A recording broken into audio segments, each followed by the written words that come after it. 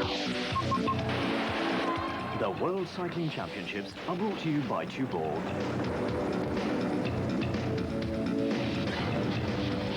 And Isostar. Hello and welcome then to the World Road Championships for Professionals, and what a miserable day it is too. After some superb weather for the last 2 weeks, both for the track championships, the team time trial on Wednesday, and yesterday's road championships for the women and the amateurs, it has turned out rather nasty today. What a great disappointment it must be for the King and Queen of Norway. King Harald and Queen Sonja celebrating today their 25th wedding anniversary. Other representatives of the royal household are here, but at the moment we have a nice sight for you British viewers. There is Gary Coltman on the front for Great Britain. The British team of Coltman, Elliott, Lillywhite, Lodge, Miller, Tanner, Way and Doyle. Good to see Tony Doyle taking the road in this show, not riding in the pursuit, which was dominated of course by Graham Aubrey. So the British team at the moment then with Coltman at the head of this race, and everybody, well, there's just flicked through on the right hand side of our screen. I saw a brief view of Tony Doyle, and it's early days yet. They're going to cover 14 laps of this circuit, which is 18.4 kilometres long, and already the riders beginning to warm up now and get rid of their racing clothing, which makes it somewhat easier then for those of us here in the commentary box to pick up the participants, because as you will notice, the colours are not those that you normally see in professional racing. They're not riding for their sponsor teams. This is a professional championship of the world, and they represent their country. And you have a few problems there, because when you get one or two riders in the smaller nations, you might find them working with particular other riders because they happen to be in the same professional team. That makes it a bit complicated. Well, who's going to win? I think that your guess is as good as mine. You can get a pin and stick it in a number of at least a dozen candidates for the medals today. This course was shown to be yesterday not quite as hard as had been anticipated. There were comments that the long drag up at the first one at Ryan, then the one at Exberg, would cause the races to split. But really, although we got little breaks yesterday in the men's race of something like, what, 47 seconds was the greatest break that we had, and not dissimilar pattern in the ladies as well. This course is not one that I think we're going to find, well, could be different with the professionals of course, but it's not one that has people grovelling up any big mountain. They were romping up the climb very quickly indeed, but of course the professionals covering 14 laps compared to the, 10 laps for the men yesterday. The amateurs, it's that little extra 4 laps at the end which puts the sting in the tail. Well, let's think who could win it today. Wouldn't it be nice if Indurain got it, because only Eddie Merckx and Stephen Roche have ever done what they call the triple. That's win the Tour of Italy, the Tour de France and the World Championship in the same year. Last year in the World Championships we thought perhaps Indurain might do it, as it's down in Spain, but it's not to be. Again, that course wasn't particularly testing, that long grind, about a 1.5-2 kilometre climb up the top and a long descent back down again. Well, if you're watching this programme for the first time and didn't see the racing yesterday, we've got a somewhat similar set of circumstances now on the same course. Very fast descent down into Oslo, but it's going to be made much more difficult with these terrible conditions right now. Already Jens Hepner had punctured at the back of this bunch before we came on air. He should rejoin. The professionals for this first couple of laps will just do a bit of a sort out. They like to start relatively slowly. We got some very, very quick laps indeed yesterday from the amateurs on the dry roads, when we had 225 amateurs start in the race. I've not checked the number of pros today, but we're all like around about 160, I suppose. Still quite a substantially large field tackling this course. And when we get down into the town, there's Tony Doyle just drifting through in the blue shorts. When we get down into the town, then we could have the problems with the rain on the surface, where there's a lot of diesel about the place, and plenty of these painted signs which on the roads, things like zebra crossings and what have you, that become rather slippy. But the pros, none of them here, because it's their livelihood, are like to take any stupid risks to begin with until we're the hammers down and the medals are at stake. So this time they're riding for just the glory of getting a medal. Some of the nations are inclined to give a little bit of a bonus if they get it, but of course, and maybe their sponsors might be inclined to assist, but generally speaking, it's just medals they're riding for now. Now, I did read somewhere that the Dutch, I think it is, are on an enormous, it was like sort of 400,000 Deutschmarks or something if they were going to get the winner of the Pro Championship. Somebody's chipped in a lot of money for the Dutch team. And the Dutch really ought on this circuit to be one that we would say, hey, come on, they have a chance of getting it, because it's a very much a Dutch-type circuit. But the main Dutch riders don't seem this year to have been firing on all cylinders like we've seen in past years. Although we've got to be like Frans Maassen riding, Jelle Nydam, who both should suit this sort of course. Here we go, looking at the course now. They've rolled out from the start, turned around that big left-hand climb, and up here to Ekberg.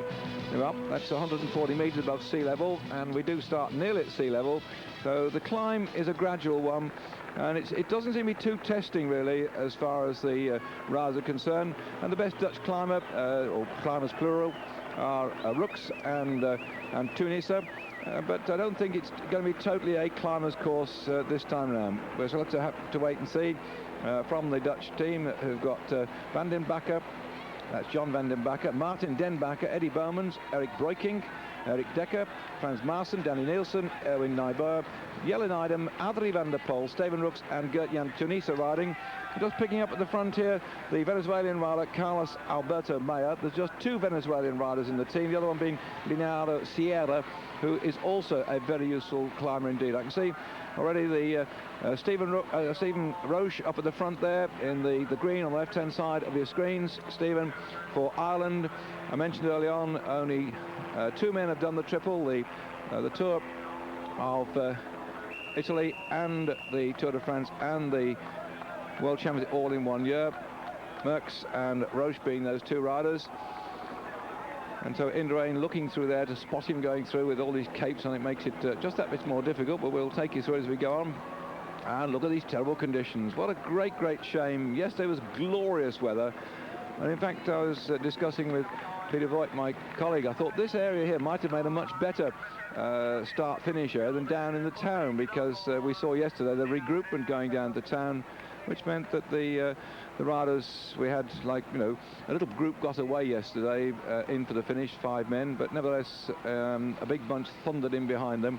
And it's that sort of course, really. Regroupment can happen left, right and centre. Back again then with the Venezuelan Carlos Alberto Meyer, who probably hates the conditions, but he's riding off at the front at the moment. There you see on his shorts rides for ZG Mobiley.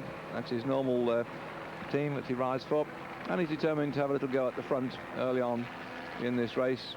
Probably doesn't like the conditions at all. See how miserable it is with the raindrops on our camera lens. Norwegian flag out in evidence. They actually have got quite a useful chance this year, because Bo-Andre Namtved, number 159, has been riding remarkably well indeed. Did a great ride in the Kellogg's Pro Tour and also finished 6th in the San Sebastian Classic the other week. He rides number 159. And Dag Otto Lorentzen, again a stage winner in the Kellogg's Pro Tour. Now, what, 37 years of age, Dag. I think these conditions might well suit Dag Otto Lorentzen, a very hard rider indeed, also stage winner in the Tour of Spain this year. So he's coming back into good form. We've also got Janus Koum, Atle Kravsvold is a damn good climber as well, Atle Pedersen and Bjorn Stenison in the Norwegian team. So I think there'll be a lot for the King and Queen to watch as far as Norway is concerned. But here we are with the Venezuelan rider still, number 217, Carlos Alberto Meyer.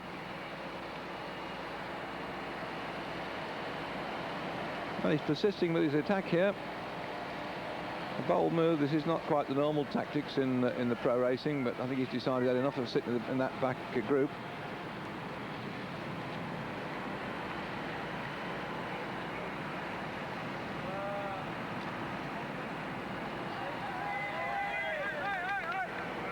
Well, very much early days yet.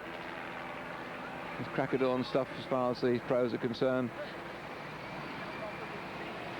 with some 257.6 kilometres to cover.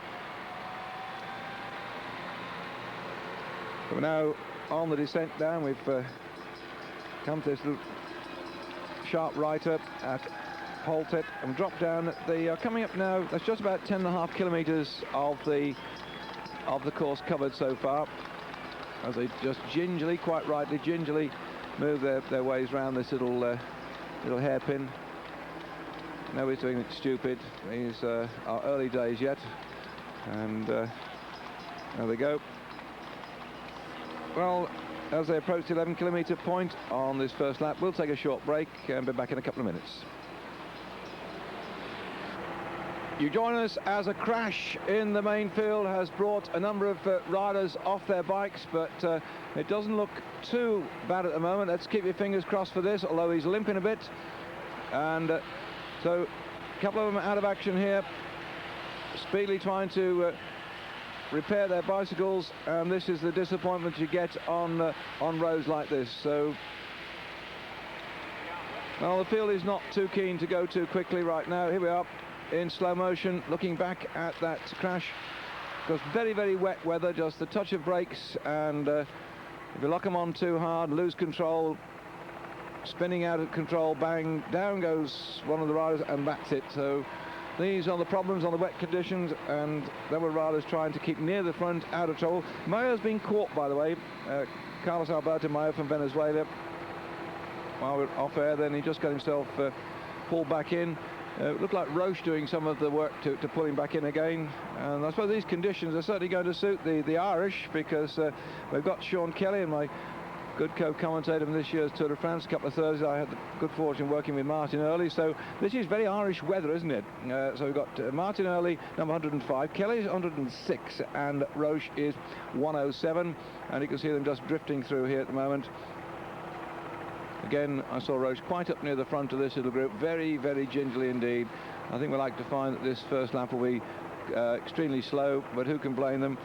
That crash then having brought down number 56, which was Julio Cardena from Colombia.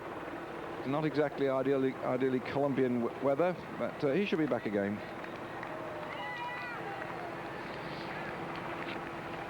This point here, you see the clock down the right-hand corner, that shows you the lapse time so far, 21 minutes.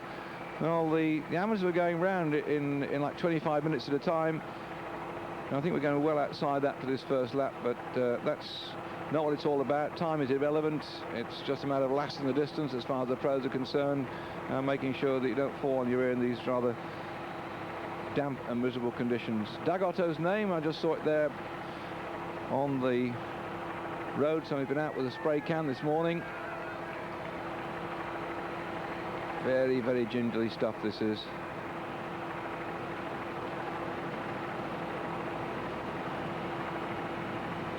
Many of the riders with their three-quarter leg warmers on today, right the way down over the top of the knees to stop the damp getting on the kneecaps, and riding with their overshoes as well. Just these early little sorties at the front, keeping out of trouble. That's the Austrian rider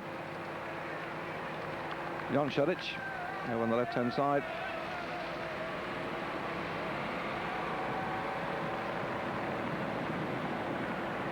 Motorcycle camera spotted then that he was likely to be used as a bit of pacing. He didn't put the hammer down.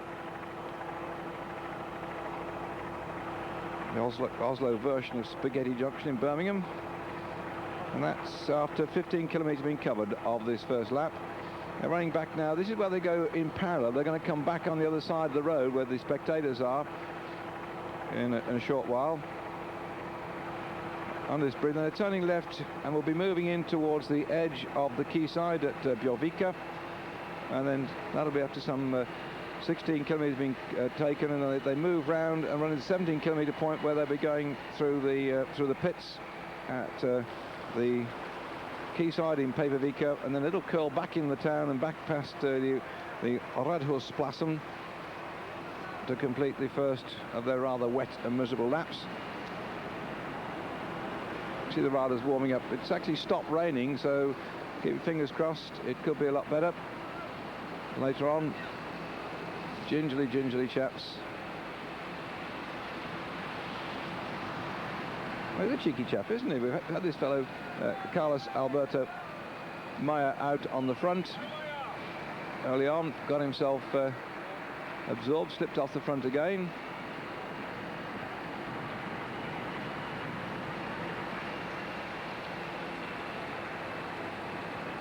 Oh, it's come through enough.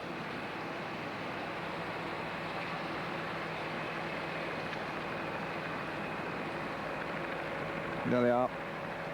Oh, looks like Colombia's determined to show itself at the front already. Looks like one of his, Venezuela showing itself at the front already. There's only two of them in there, Leonardo Sierra and Carlos Alberto Mayo.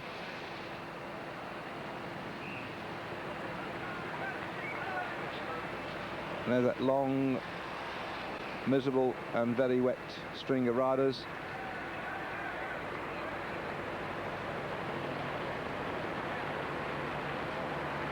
Well, the two Colombians from the, two Venezuelans. The ZG team have decided that they've had a little bit of a flurry at the front, and now they're being absorbed. This is not the underwater professional championship of the world, by the way. This is Oslo under miserable conditions, and what a great disappointment on such a great day. They were whizzing past the pitch. It's all right for that, like they've got large tents to go back inside as and when the riders have gone through. You can see all the cates being thrown in now that it's drying off somewhat and riders getting warm. But the danger, of course, the flying cates, they hurl them in like that to make sure they don't go into somebody's wheel. Quickly picked up by the helpers. And this is a little curl round on the course before they tuck back in towards the finish. 17 kilometres just been covered. They've got the 1 kilometre to go at this particular point in towards the finish. Just past here, the red kite comes out for the 1 kilometre point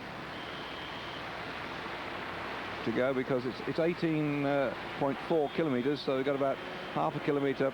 Then they find the red kite, and then it's the sharp right-hand bends in toward that finishing straight.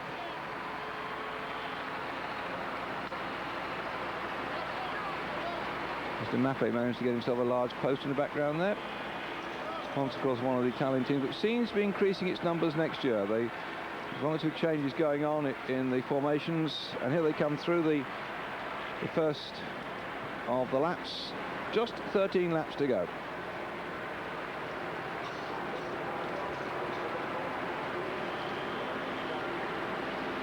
Well, they were up. That just gives you some idea of the conditions after this first lap.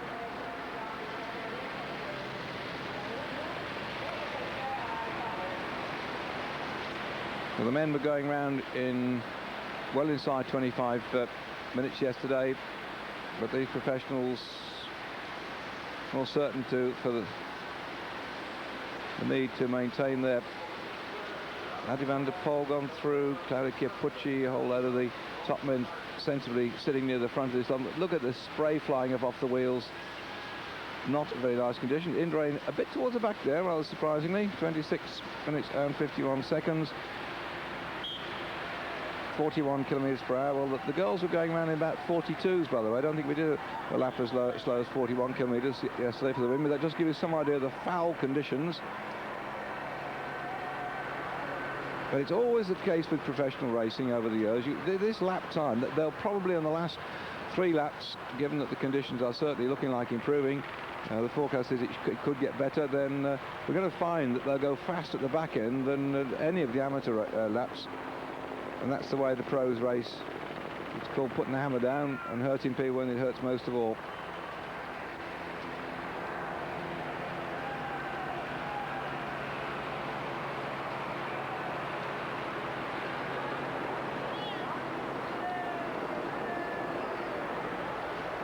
Real Sean Kelly weather.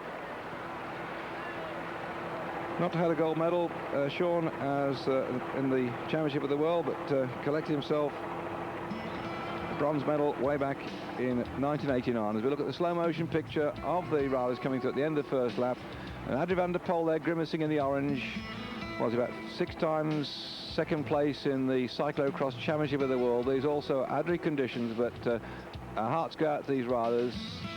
257.6 kilometres. Let's look forward for the weather getting better.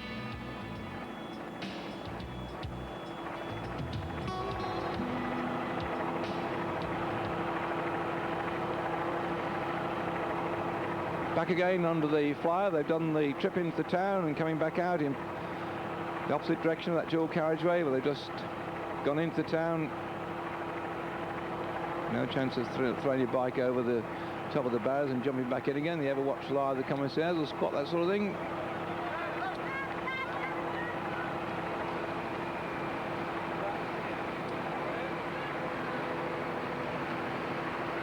Nobody's interested in the lone escaper at the moment. I see a little bit of movement on the left-hand side from Denmark. Well, the Danes have got quite a pretty useful team in this year. Just run down the Danish team: Thomas Bay, Bo Hamburger, Brian Holm, Peter Menat Nielsen, Jan Ries, Jesper Skibby, Rolf Sorensen, Johnny Veltz and Kenneth Veltz. And certainly Rolf Sorensen is being tipped as a chance of getting a victory this year. And his sort of course, undoubtedly this one is. And the same thing with Jesper Skibby and Bjorn Ries, as yet again Carlos Alberto Mayo seems determined that he's going to get himself on television. He's been out there several times in the past, and now he's been quickly joined by the Japanese rider Yamada, and they'll have a few moments of glory. We're actually going to take a short break in a moment, so when we come back, let's see if these two have managed to persist and stay away from the main group. This the second lap of the pro race. Had some disappointing news for the followers of the Great Britain team. Unfortunately, Harry Lodge has been suffering with throat problems, has retired from the race, so he's out. Harry Lodge out of the race, and that's thinned down the numbers. Great shame then, because Harry, very strong rider indeed, and all his family and friends in Salisbury and surrounding areas will be sorry to hear that Harry's out of it, and bad luck. But these are the things that can happen.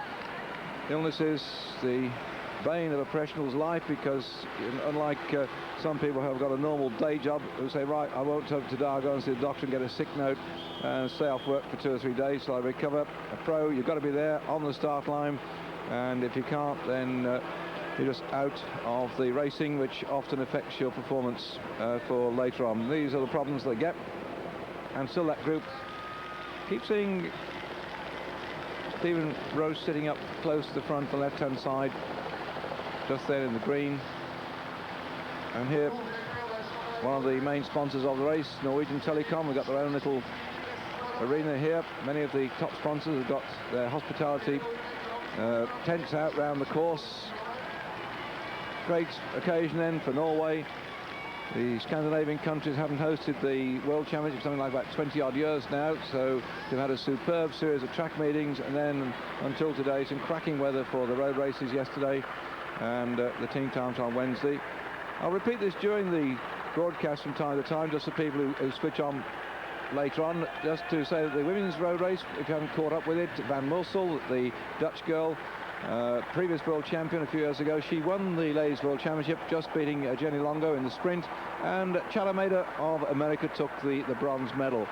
In the men's race yesterday, Jan Ulrich of Germany sprinted ahead of Ozers of Latvia and Tezar of the Republic of Czechoslovakia to take the 3 medals, and they were just ahead of Bertolini of Italy in 4th place, and Pisikis also of Latvia in a little breakaway group of 5 men, which came in about 40 odd, or less than that, 14 seconds ahead of a bunch of riders, where Lesniewski won the sprint for 6th place. Very fast race yesterday, very much one which became in the last couple of laps a bit of a war of attrition.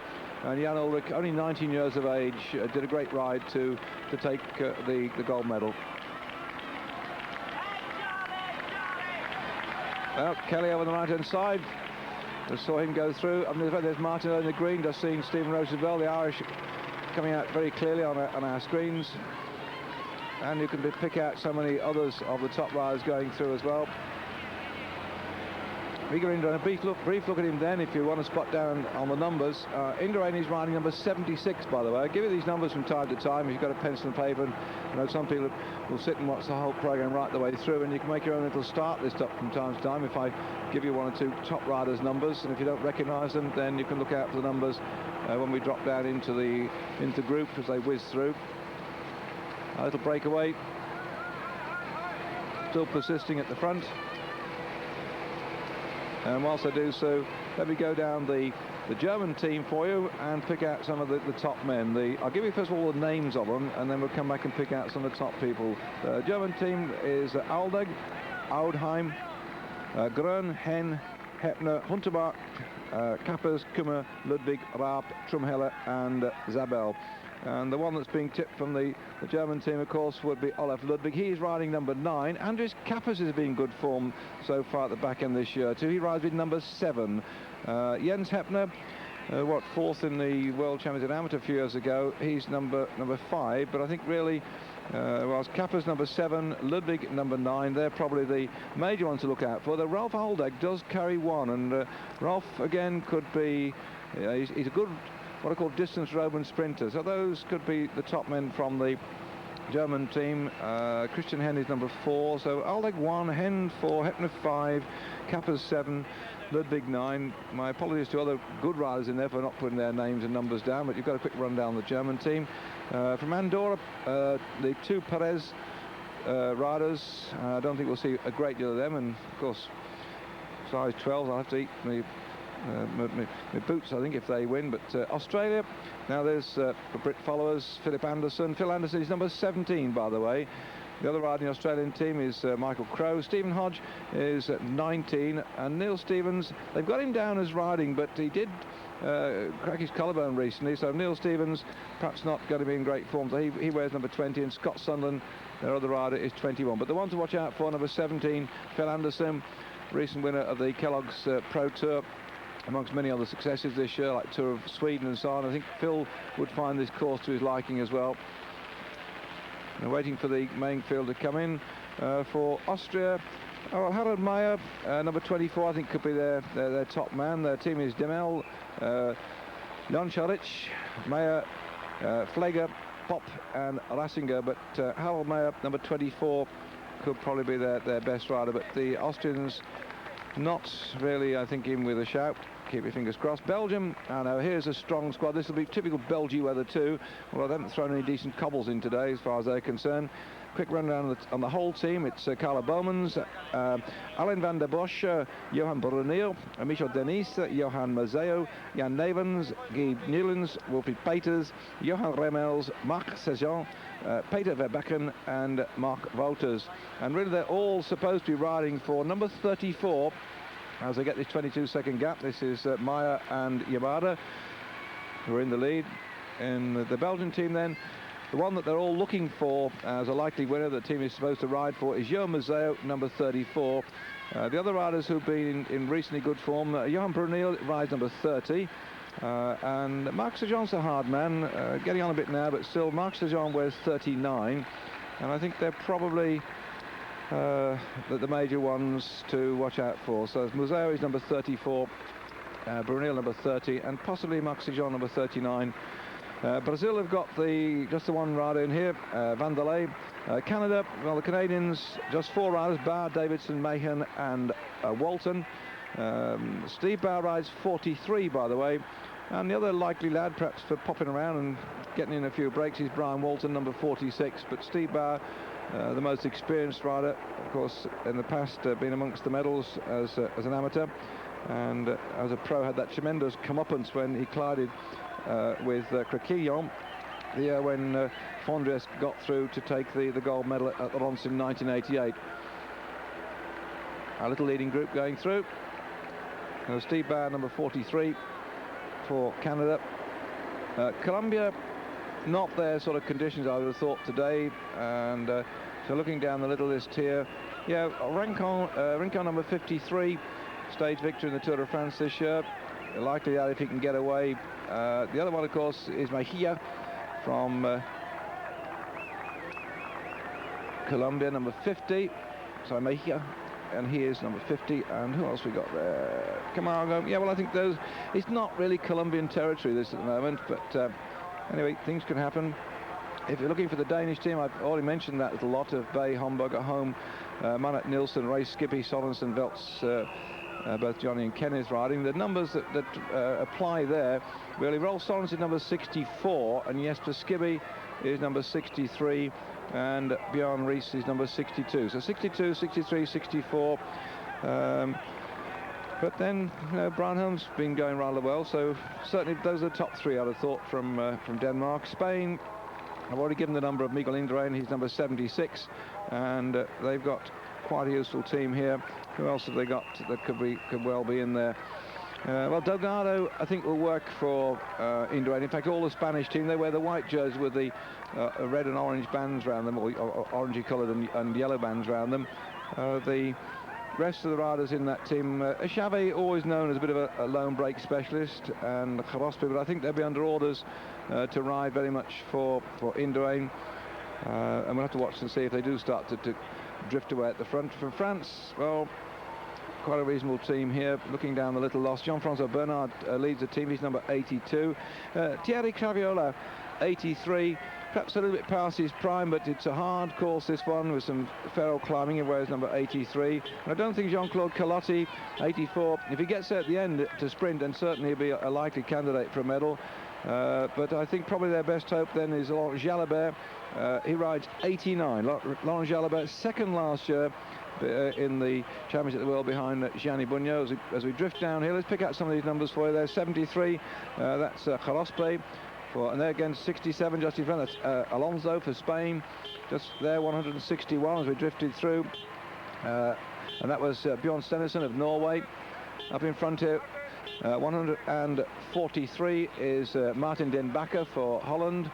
And 174 that we're just going past now at the moment is Andrew McLean of South Africa. And whilst we're in the middle of the pack and fighting our way through the front, we're going to take a short break.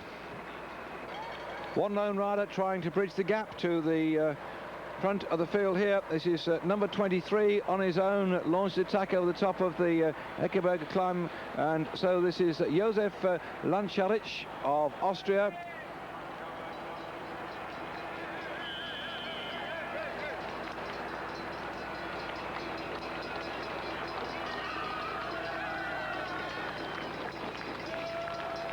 The sharp right-hander and the descent all the way down. Well, and the cat's away, the mice do play. The main field not too bothered about these attempts for glory at the front. They're more intent, I think, upon surviving these rather difficult conditions.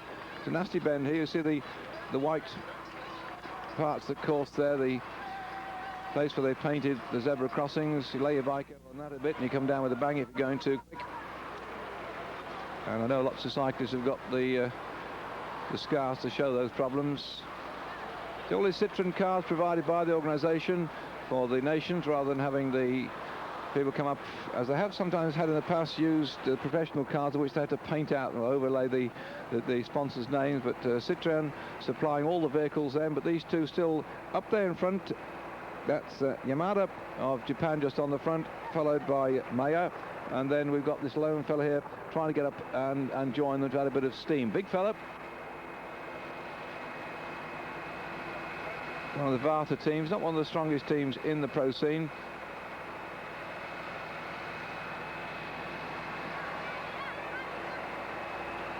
So whilst they get themselves sorted at front, just whipping through the French teams, then certainly the Laurent Jalabert, number 89, is the one that will be, if it comes down to a sprint, probably the one they look for. But watch out for Charlie Motte, number 93.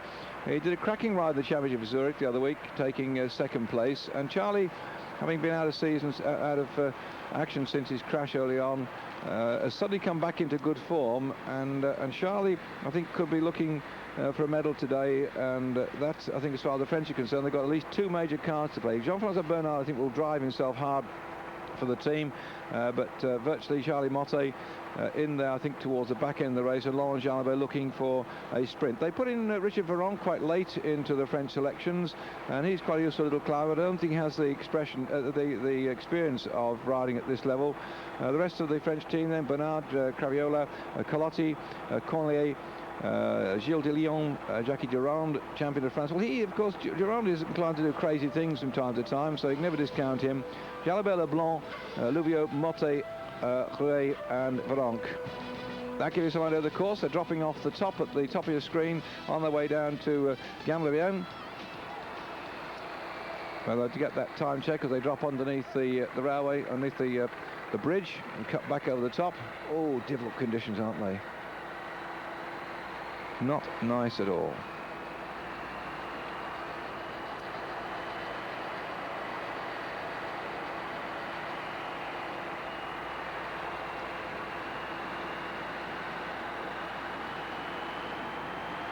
Running parallel to the tramway.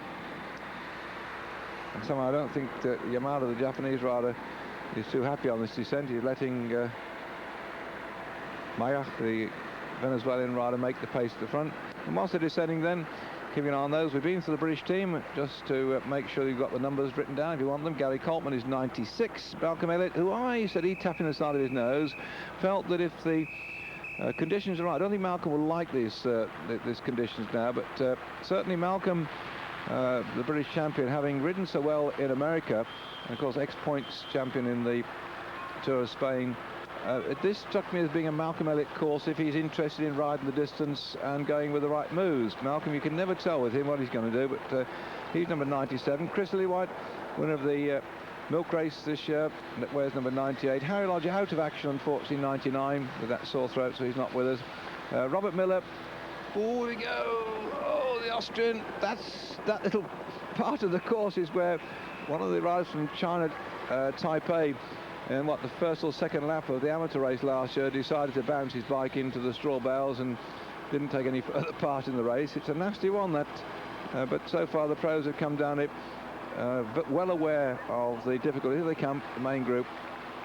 Take it very, very, very, very gently indeed. Adrie van der Poel at the front. I said that I thought that the cyclocross champion, or nearly champion, so many times so medalist, would enjoy these conditions. Again, a very, very experienced rider. I'm looking right in the distance there, that bend, to see if any of the tail end riders with more enthusiasm and good sense are going to clear it, and they look like they're all coming around safe and sound. But Adrie van der Poel driving along at the front, could be revelling in these conditions and looking for an early split. There, the orange jersey at the front. It's a nifty little move on his part, and I think he might well favour an early attempt to split this field. Van der Poel rolling off the front.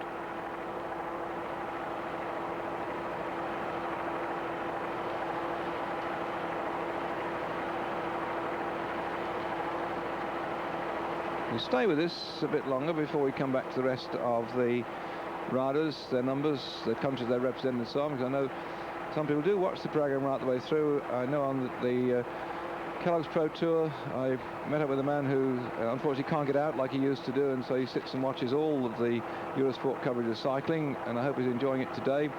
Up on top of the big climbs it was on the tour, and very nice to meet him, and the rest of the people out around the course too this year. And thanks for your support.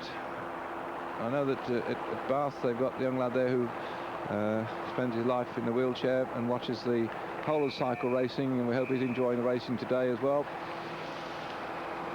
Certainly I don't think the pros are too happy with it. It's a bit on the damp side, and it's starting to rain again.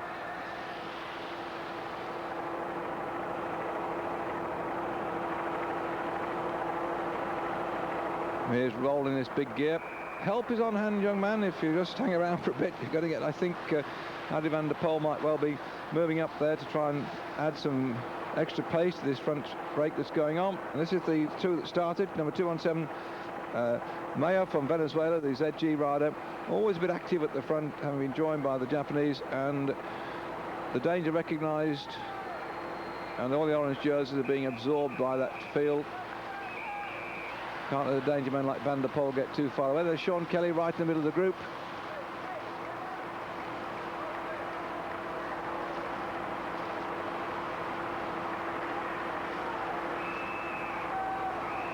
Well, you can see some of the numbers if you've written them down, and you're picking out your stars down there. I'll come back and do some more of that for you later on for these top shots, because it does give you a chance to make up your own little start card if you want one. I'll try and repeat some a bit more slowly. I know I speak a bit quick from time to time, particularly when he gets a bit faster. Little two-man break. There's Lone Chaser from Austria. One of the men with one of the longest names in the start list. Josef Jančarić. And here he is, winding quite a big gear round.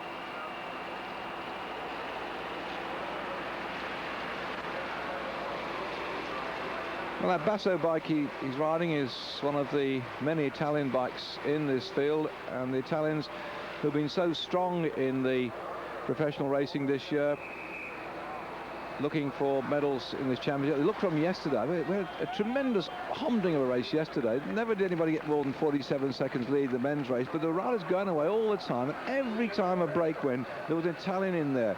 Now, not only were they in with every break in terms of chasing them down. They also launched their own attacks, and it was a great disappointment, I suppose, the Italians in the end, that Bertolini could only finish 4th in the sprint. They had worked and worked and worked, and Bertolini had been in a break with Tizar early on in the race. They did about a couple of laps out at the front, and in the end Tizar was the one who took the bronze medal, and Bertolini was out of medals. Disappointment then for the Italian amateurs, I think, yesterday, but they did that fine ride in the team time trial when they got the goals. They got something to show on the road for their efforts, and I wonder if they're going to get a championship win today. Just 15 seconds for those two leaders, one chasing man in the midst of them and the main bunch. So whilst they splash their way into the centre of the town, we're going to take a short break.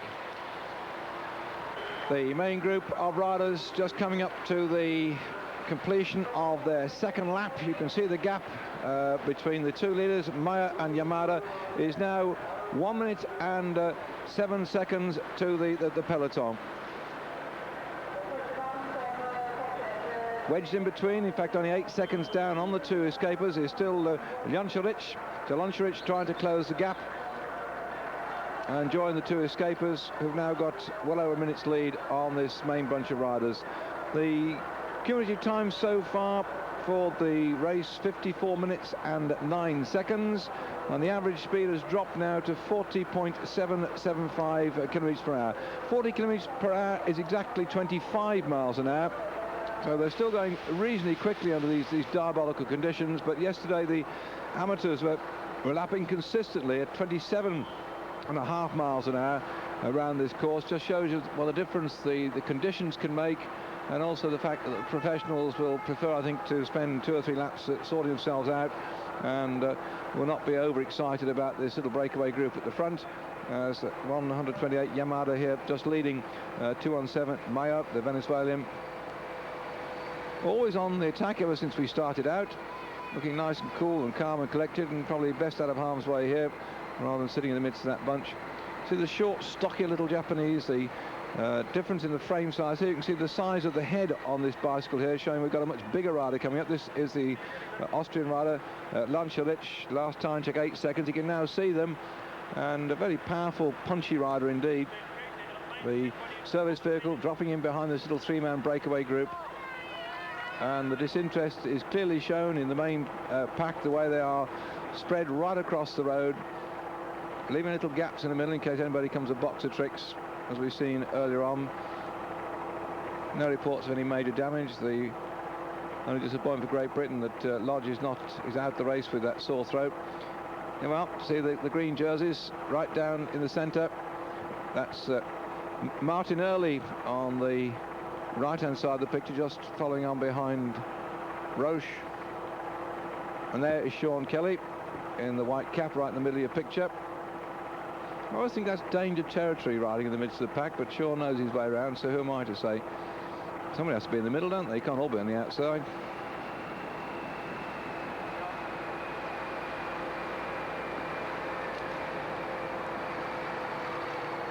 Well, whilst they're on this climb up the... Well, here they go.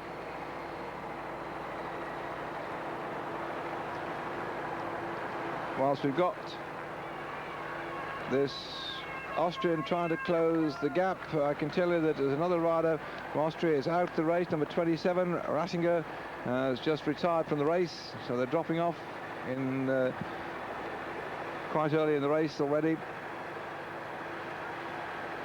Going back down the run through the riders, we've had a look for the French team and the British team. And from Ireland, 105 is Martin Early, 106 is Sean Kelly, 107 Roche. I'll give you those numbers again. 105 Martin Early, 106 is Sean Kelly, and 107 is Stephen Roche for Ireland. Now Italy, here we have a pack of riders who really have probably got split loyalties, because the Italians have really put in some cracking competition for the medals. They left out actually Cipollini, and I'm not surprised actually, because with Cipollini, although he's probably won more races than anybody else this year, he won about 16 races last year, and I think he's already gone past that. Cipollini not in the team, and I think, being a bit of a playboy, I don't think he'd like these conditions anyway, so they've chosen a pretty hard core of riders, And I'll just rip down them very quickly for you before I come back with some of the numbers. Marino Argentin, Gianni Bugno, David Cassani, Bruno Cangialta, Claudio Chiappucci, Alberto Elli, Gianni Farazin, Maurizio Fondrieste, Massimo Girotto, Marco Giovanetti, Giancarlo Porini, Massimino Podenzana, and Fabio Roschioli. That is really a roll call of some of the most successful riders in the world this year so far. They've dominated many of the races, and picking a winner out that one is not going to be easy. But Marino Argentin, ex-world champion, if you want to write his number down, then Argentin is 108. Argentin 108. They put him in alphabetical order, you see, because 109, Gianni Bugno. Bugno is 109. Looking down the rest of that little lot, Claudio Chiappucci, well, all cyclists can recognise him, but Chiappucci rides number 112, 112. And the other tip for a medal is Fondriest. Maurizio Fondriest is number 116, 116, Maurizio Fondriest. So between Fondriest, Chiappucci, Bugno and Argentin, the rest of the riders having to ride, I think, to support their endeavours of these two leaders here, climbing up the bank. The gap then 23 seconds back, and here all the VIPs from the Norwegian Telecom sitting in their own personal grandstand watching the two riders come through here. Miserable conditions for spectators, unfortunately, but it is getting a bit better. We have a little flurry of rain and it gets better again. Thank goodness it was warm yesterday, so it's getting rather humid, the atmosphere, with the combine of the warm conditions from yesterday and the dampness coming down today. Our two leaders on this climb up here. I'm very pleased to see also the Italians put in Fabio Roschioli, number 121. He's a character who won that stage into Marseille this year and has suddenly found a new lease of life. He's been riding very strongly since then, so his reward is to ride in the World Championships to support the endeavours of Argentin, Chiappucci, Bugno and Fondriest for medals. Austrian rider still on his own. In fact, the gap has gone back now a little bit to Jon Suric. He was closing up on them, but I fear right now he's just dropping a bit on the climb, not quite as spirited as the other two on this long climb up, and in fact he's more concerned now about the group behind me. And even worry, they were well over a minute down on the two leaders last time check we got.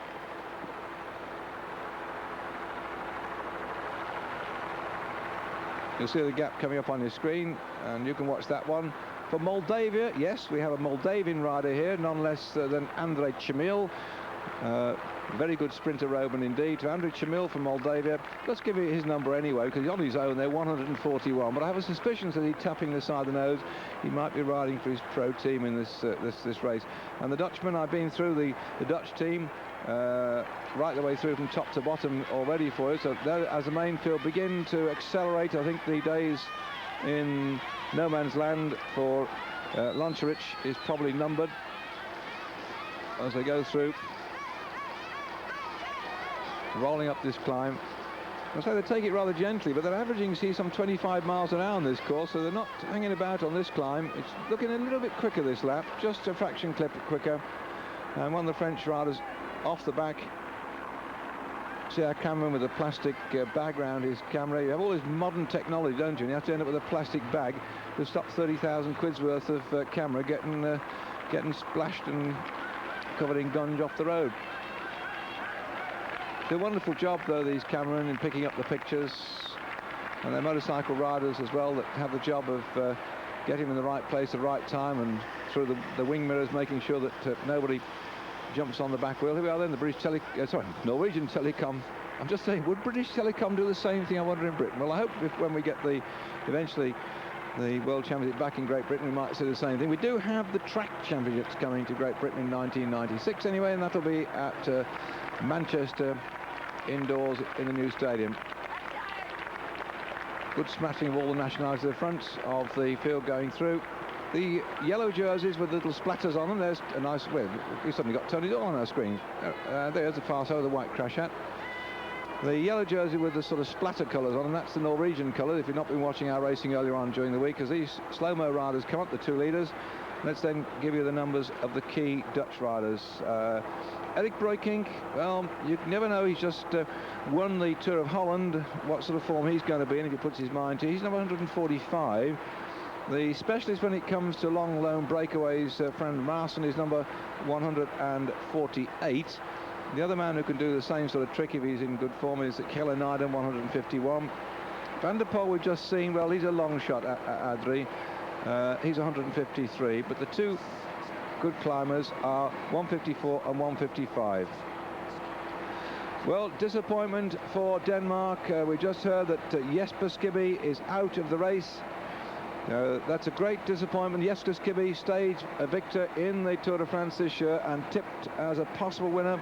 We don't know the reason why he's out of the race, but Skibby has now retired from the race, and that information then will be a great disappointment to Skibby fans, and in particular his father, who finished, what was it, second or third in the Amateur Road Race Championship of the World a few years ago, and has been training his son since that horrific crash when... Oh, in fact, we've just confirmation that Skibby had a big crash, and what a disappointment, because when he crashed early on this season, he cracked his skull, hairline fracture, and he was a month in hospital. He had a long coma before he recovered, and there's some doubts as to whether he'd even race again this year, but not only did he race again, he went and won a stage in the Tour de France. So disappointment then for Jesper Skibby, yet another crash under these vile conditions, and we'll keep our fingers crossed and hope that he's done no damage in that crash, particularly to his head, after the doctors did a marvellous job to get him back in fitness, and his father training him with a little Derny Pace motorbike, taking him out, training him up. And also for TVM, his team was stood by him through all the time that he was getting well, and they put him in the Tour de France really on past performance rather on what he'd done so far this year, and he got that stage into Evero, a long uphill 1,000-metre or so climb. Jesper Skibby, a great character. Really, as I was saying to people watching the Tour de France, fascinating really when I saw them, because the Norwegian rider Dag Otto Lauritzen rides for TVM too, and when he won that stage at the end of the programme, when the French television were covering what they call their Velo Club, Jesper Skibby was asked questions in French, and the Danish rider Skibby was listening to the Norwegian rider Dag Otto Lauritzen, who would translate the French into English. This is the Norwegian now speaking English to the Danish rider, who would reply back in English to the Norwegian, who would translate it back into French. And once gone down again, and a whole disaster here, riders all over the place. These are the problems which we've had in this race so far, and no wonder they've been taking it as easy as they can do, but somebody just touched the wheel and down they went. The brakes not working as well they should do, and that is a great disappointment, and there's still more riders finding their way through the wreckage. Oh, that is a great shame. The Varta rider is really bounced around the track here, and there's still riders coming down, and he can't get out of the way. The spectators trying to pull him out quickly, and here let's watch this one in slow motion. These are the problems. There he goes. He just skids down. That rider, it was nothing to do, he just pushed his brake, and then others trying to brake as well. As soon as they lock the wheels up and the brake blocks start to grip on the rims, there's nothing you can do. The wheels are locked and they're careering all over the place. That is trials and tribulations, and what a great disappointment. Look at the state there. Oh, the Frenchman is in all sorts of trouble, and we just see him pushing his bike away. Kai Huntermark from Germany, he has got a great rip in his side. The German rider Kai Huntermark is down, but he's up on his feet. But the disaster to his side was clear to see. And this obviously is the safest place to be. It's up the front and out of the harm's way that they've done the right thing in that respect. It just shows you these terrible conditions they're riding under. The gap down in the bottom of the town was 8 seconds back to the lone rider from Austria, Loncherich, and 1 minute and 7 seconds to the main peloton. The depleted bunch trying to sort itself out. See the concern now to find out who actually has come down. There's Stephen Roche and Kelly, both out of harm's way, up near the front. And I hear the ambulance sound in the background too, so there's been some real bad crashes, and that one Frenchman laid flat.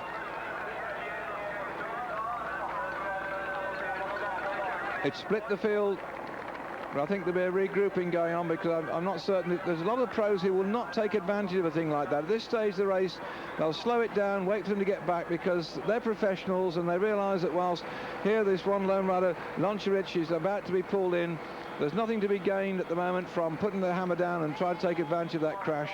They'll wait for it to regroup. There's a long, long way to go yet. And the gap, as the Austrian rider is pulled in, then the gap is 109 for the 2 leaders.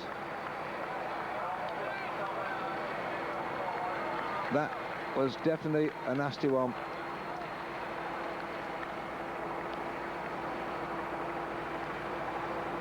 Let's look at it again.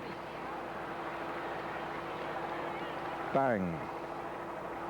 It's not so much the first rider that comes down, it's what happens afterwards, because they come down at speed and start bouncing over the top of riders, and that really is a bad one.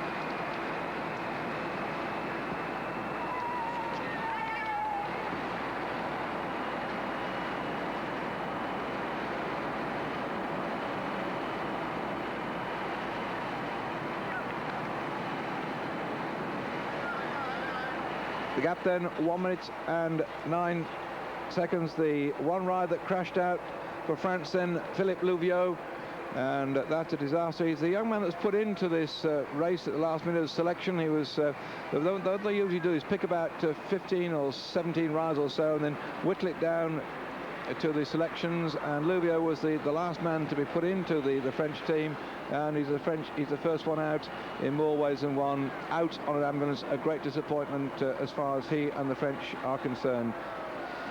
Well then, still our 2 leaders at Holtet, lead of just over 1 minute on the main field.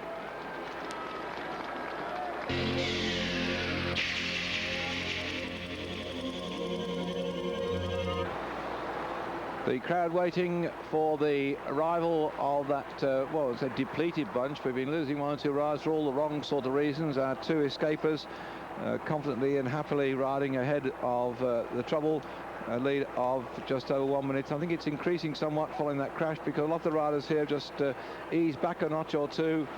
The rain has now stopped, and let's hope that it doesn't reappear. It just seems to be coming down in little miserable drizzly pieces at the moment. Belgium's very much the front, the blue jerseys with the red, yellow and darkish blue stripes around them, like they've done with a brush as such. And the remnants of these riders who will be picking themselves up following that crash, trying to get back up on terms again. Still see Tony Doyle out on the left-hand side. Martin Early still there at the back end for Ireland. We saw that both Roche and Kelly went through at the early group as well, so with our 2 leaders, the spray flying up in all directions. Yes, I thought they'd gain some advantage from that one, because the main peloton, having seen, know well about the crash, have just eased back a notch or 2 to regroup. There's no sense in some of the riders in front as far as their nations are concerned.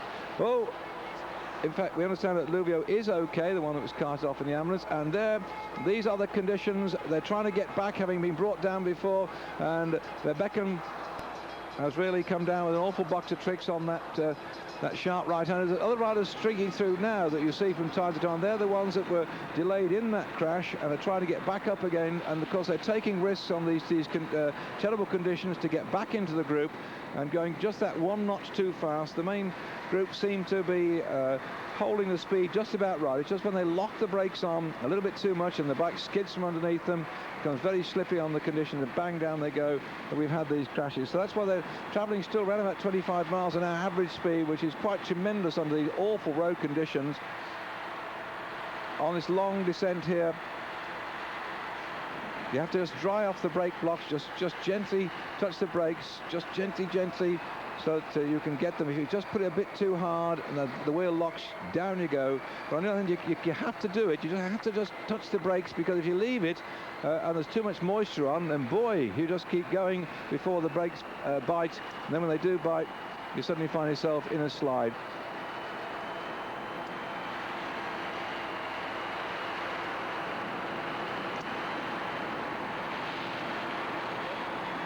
The other problem on the wet conditions like this is that the grit that's on the top of the road gets picked up on the tyres when you're riding with around 100, 110 pounds per square inch pressure in these tyres. Certainly the tubular type of tyre, there are some special ones which they use on things like Paris-Roubaix that don't puncture very easily, but generally speaking in these sort of races here, they've got them highly inflated, and the tyres then will just pick up little bits of flints, and with the wet it assists the cutting. It's like a little fluid to assist in the cutting, so you'll get the flints working their way into the tyre tread, and one just gets stuck in there, and then as the wheel goes round and round and round and round and round, it just begins to drive the little flint into the carcass, into the canvas of the tread, and then through the tread into the canvas and into the inner tube, and pss, you've got a puncture on your hands, and that's it. Club Bunyo in full flight. Japanese went round like cornering on a 50p piece. Used to be the old threatening bit, but now the shape of the 50p will do it. And this is the nasty bend again.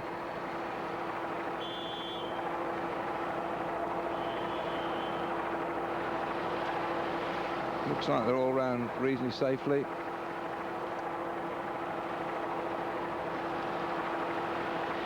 A lot of the riders preferring to ride on these what I call clincher tyres. That's the one where you have a normal sort of rim with the hook bead on the thing, and then the tyres are the ones with the inner tube separately, not stitched inside the tyre. The tubulars have been used for so long for racing cyclists, but they're beginning to discover now that the new technology with the tread patterns, the composition of the tread material, and the way in which they can make these tyres, is that they can get the weight down to very similar to that of a tubular tyre, and that they lie dead straight and much easier. As Adrie van der Poel takes them through here, the cyclocross specialist, and no wonder he's on the front.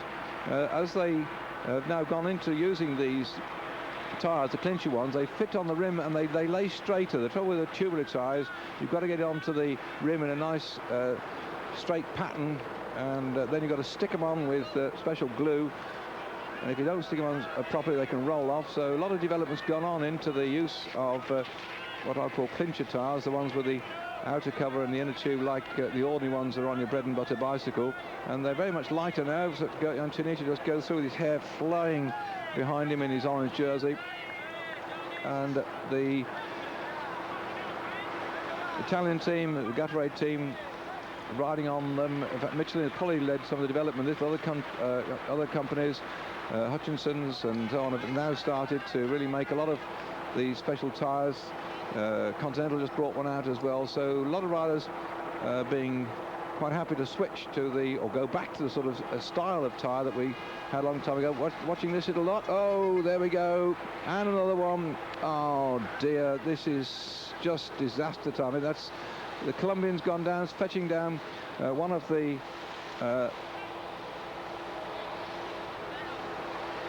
I thought it was Spanish. In fact, it's two Colombians that have decided to go. Jaramillo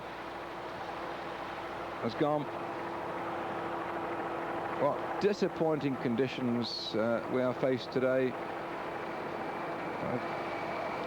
Good idea it was a Spanish rider that went down as well, Diaz Zavala, but we'll have to wait for confirmation of that one.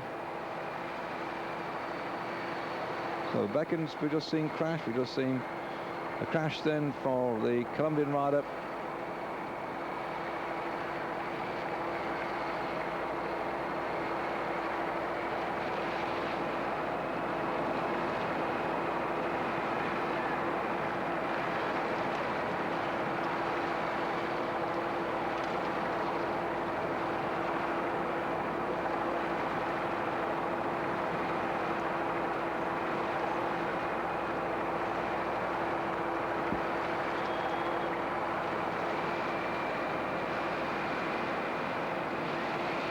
The terrible conditions certainly aiding our two breakaway riders, 217 Maya, 128 Yamada, the Venezuelan, and the Japanese rider the front and a bit out of harm's way. As we're coming in towards the town, the Norwegian riders picking up from time to time the teams in this race. The Jonas Kumatlik, Kvavsol, Dag Otto Lauritsen, Bo André Nampved, Atle Pedersen and Bjorn Stenison. I think the 2 or 3 significant numbers there is number 157, Atle Kvavsol, who's had not a particularly good season. He's had the odd injury this year, but coming back into good form. Kvavsol 157, and Dag Otto Lauritsen 158, Dag Otto Lauritsen, and 159 is Bo André Nampved, N-A-M-T-V-E-D-T, Nampved, number 159. So those are the Norwegians. We'll watch them come through the pit area. Our 2 leaders for New Zealand, Nathan Dahlberg, Graham Miller, Wayne Morgan and Steve Swart. Swart is probably their best rider, 165. He's been around for some years now, been racing quite a bit in America.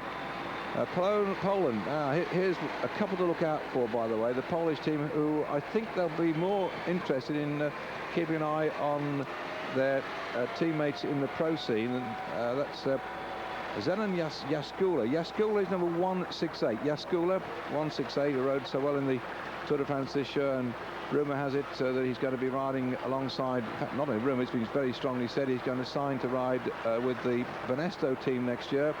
Jaskula is 168, and the other rider is Cezary Zamana from Poland, number 173. An interesting character, went and lived for some years in America, has now started riding with the Subaru Montgomery team and has put in 1 or 2 nice performances recently. So Zamana is 173 and Jaskula 168 as they head in towards the finish area again. I'll come back to, well, let's just tell you the South African rider, by the way, is Andrew McLean. Good to see him here. Wish he brought some sunshine with him. He's 174. So we'll just take these riders through and then I'll put you in the picture about the rest of the riders in just a moment. The elapsed time is down the right-hand side of your screen. The little dot on the left, that's 0. That's the elapsed time between the 2 leaders and the main group once they pass through this finishing point, which will be the end of lap 3 of the 14 laps that they're going to do in all.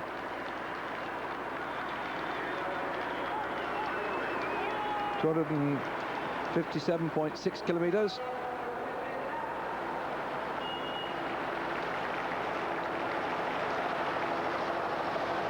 ...1 hour, 22 minutes and 23 seconds. 40.202 is the average time. You can see on your screen there. Well, that's slowing down, and we're not surprised considering the condition that they've been riding under.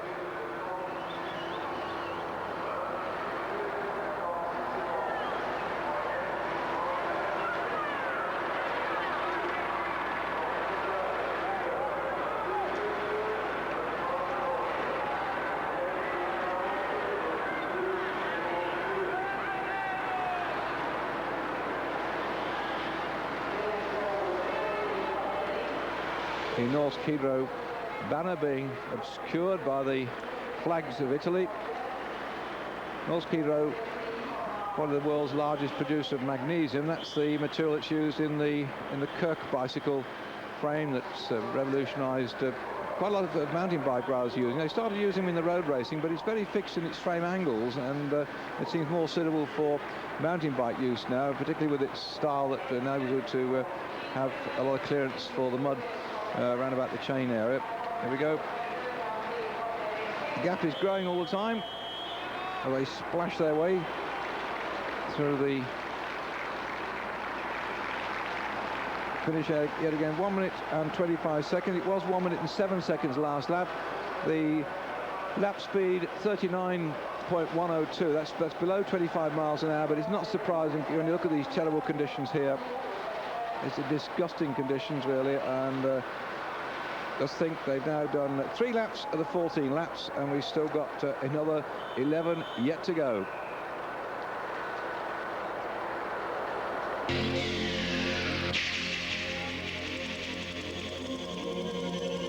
Our 2 leaders on the 4th lap of the professional race, covering 14 laps in all, and number 217 and 128, that's Yamada we're looking at now, and the other breakaway rider is Meyer. Maya, M-A-Y-A, Maya, that's the fellow looking at in the ZG shorts on, the yellow and black shorts. He was actually always active at the front, a lively character. As soon as we came out on the first lap, he decided to have a little go at the front. They got him back, and as soon as they got him back, he went away again. So he's been there ever since the first lap. The Japanese rider came up to join him on the second lap as they left the town, and Jančarič, the Austrian, tried to get up to them as well, but couldn't make it and got sucked back into the bunch. And so here they are now after the end of the third lap, just come through. The time at that third lap, 1 hour 22 minutes and 23 seconds. Their lead, last time we saw it, 1 minute and 25 seconds. I'll update from time to time like this because we're going to be on air right the way through till 1:30 on this Pro Championship, and then we break for a while the Formula 1 motor racing comes on Eurosport for the Grand Prix, and then we'll come back again for the finish of the race for the final hour, when by then the chips will be flying all over the place. We will be able to watch the whole thing. We've got here, we're going to be able to see the whole thing through, by the way, so when we come back at the end to pick up the last bit of action, we'll be able to update you with everything that's happened whilst we've been off air with the motor racing going on. And we're in, I think, for a fascinating day's sport here, starting at 10 o'clock this morning, Central European time, with the riders then covering this 257.6 kilometre course, with the presence of their Royal Majesties King Harold and Queen Sonia up on the balcony. I hope the weather gets better for them later on when they have this nice little lunch party, and the sun perhaps may come out and shine later on. I believe that the new King Albert of Belgium is also going to join them, and that the young Carlos of Spain is going to put in attendance as well for the 25th wedding anniversary of the King and Queen of Norway. Norway, nice little place to be, I can tell you. A largish country, but just some hello, has he got a puncture? What's happening now? Some 4 million people living in Norway, of which the 400,000 of them, 1/10 of the population, living in Norway, in Oslo itself. Mavic vehicle coming up. Let's see what happens here. That's a neutral service vehicle.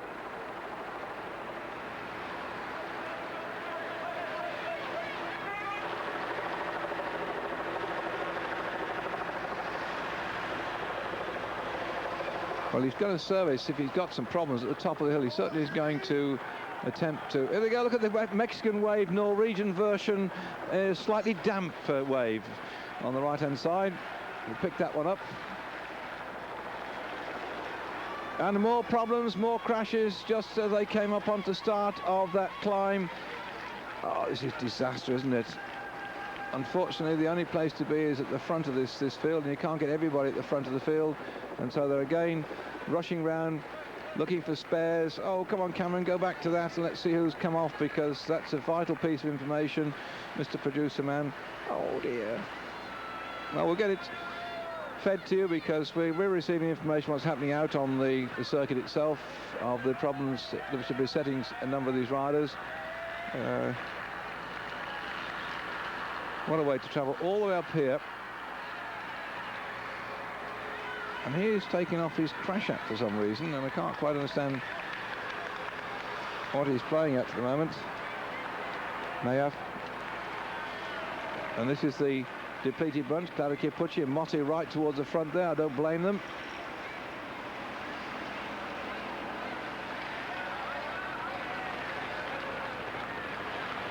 We'll get the time check here. We'll also try and see what on earth he was calling for. The service vehicle's dropped back a bit right now, and the commissaires have moved just in front of it.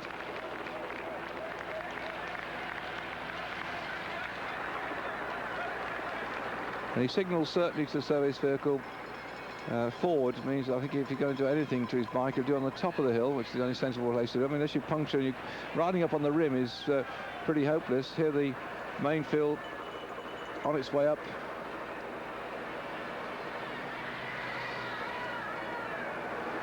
Orange jerseys very prevalent and near the front.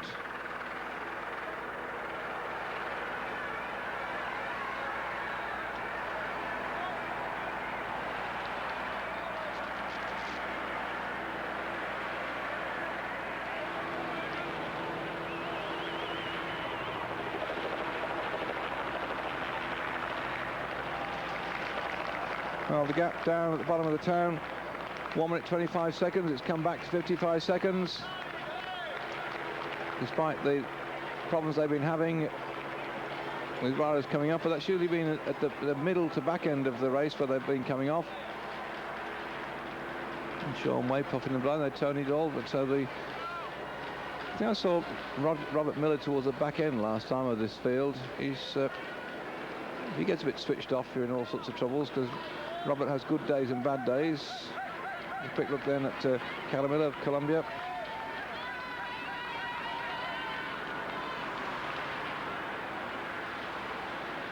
And these are our two leaders. Gap now cut back to something around about 55 seconds. And the bunch certainly seem to be a bit livelier on this climb.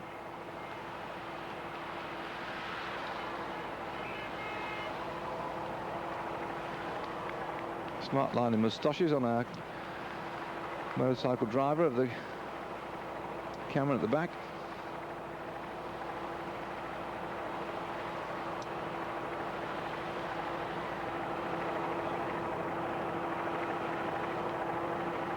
Swedish umbrellas much in evidence, the blue and yellow ones.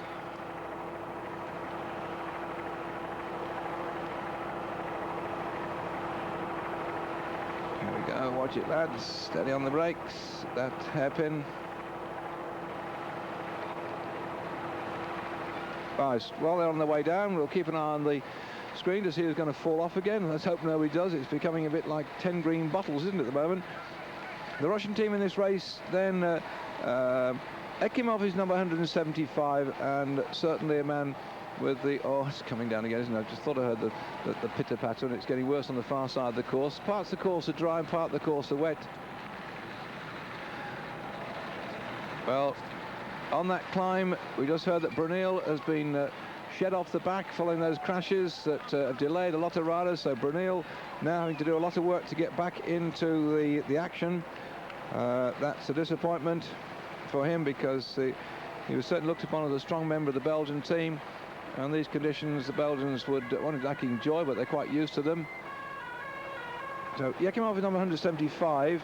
The other rider, the key one out of the Russian team, which is Ekimov, Galtatanin, Konishev, Nelibin, an unpronounceable name here, Tukcha, I'll come back to that later, Baravar and Zadnov.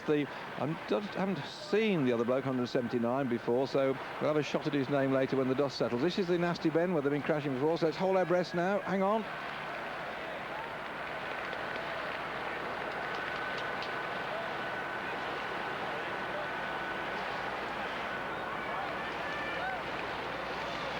Nearly all down.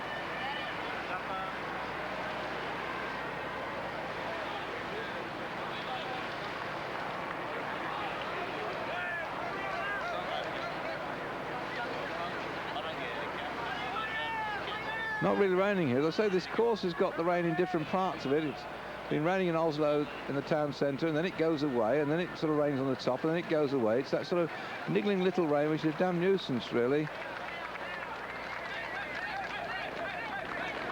And 43 seconds, it's coming down. So for the Russian team, Ekimov is 175 and Konishev is 177. I mentioned Konishev because, of course, he took the took the bronze medal in last year in 1992, and he took the silver medal in 1989 when on that Chambéry circuit it was a bit nasty, the weather turned a bit rough, and that was the one that Greg LeMond sprinted past Konishev to get the medal, and Sean Kelly was in third place. That was a bit of a rough old ride, that one, that year, but nevertheless, Konishev, I think, is one we've got to watch out for, and that's number 177. The Swiss team we saw a short while back, one of the Swiss riders, is without Rominger, by the way. Tony Rominger, who's ridden, must have been about 20 or so of the Criterium since the Tour de France, has just ridden them just the hell of it, really, because he didn't express any interest in carrying on racing after the Tour. Rominger, winner of the King of the Mountains jersey, the one man I think could test Indurain next year, decided not to ride the World Championship. So the Swiss team is Dufo, Gianetti, Imboden, Yaman, Yecker, Mechta, Müller, Puttini, Pascal Richard, Wegmuller, Zeberg and Zuller. And we want to make a note of those numbers that are the ones that could matter. I think probably Rolf Yearman, you've got to watch out for, winner of the Amstel Gold earlier this year, number 186. We'll get a time check here at the top of the climb, but I'll keep going for the Swiss team for you. Rolf Yearman is 186. Pascal Richard, ex-cyclocross champion of the world, might enjoy these conditions. He's at 191. He's come back a bit into form this last year, and the gap's coming down, by the way. And the other rider to watch out for, Thomas Wegmuller, 194.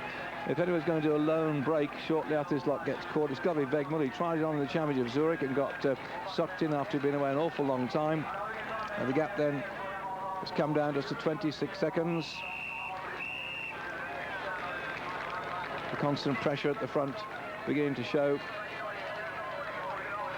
So Ekberg only 26 seconds lead.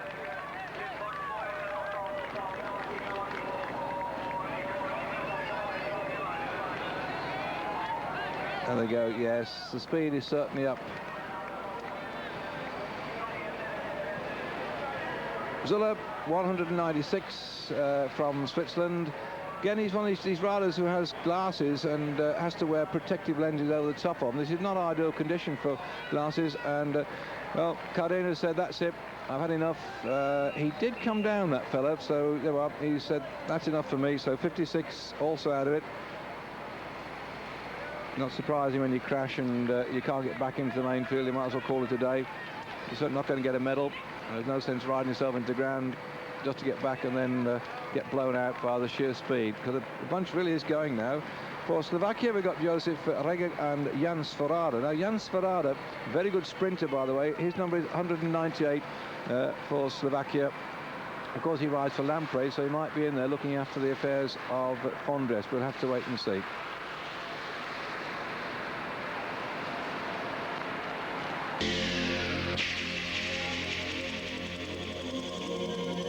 These two riders, Yamada of Japan, we can see here in the red and white colours. And now we switch to the flags just to show the wind isn't blowing very much, but there we are. They come down here into that sharp right-hander. Yamada and Mayer is down to 20 seconds. 20 seconds only. We never really found out what the Venezuelan rider on the front here was after when he put his hand up. And notice that he undid his crash out strap and then put it back up again on the descent. I wonder whether he's going to throw it away, but obviously he wasn't, because if you get back in this bunch, it's still a sensible thing to have on top here with the number of riders that have been coming at box of tricks. Still see Coltman in there, Gary Coltman, Great Britain rider, probably about 20th from the front, and the speed, as you can see, is well and truly up, so that moment of glory for those two riders on this, the fourth lap of the race, could probably be over as far as they're concerned. Stringing along here, and whilst they're doing that, let me quickly then complete the rundown on the start list for those who are interested in knowing what are the riders in there.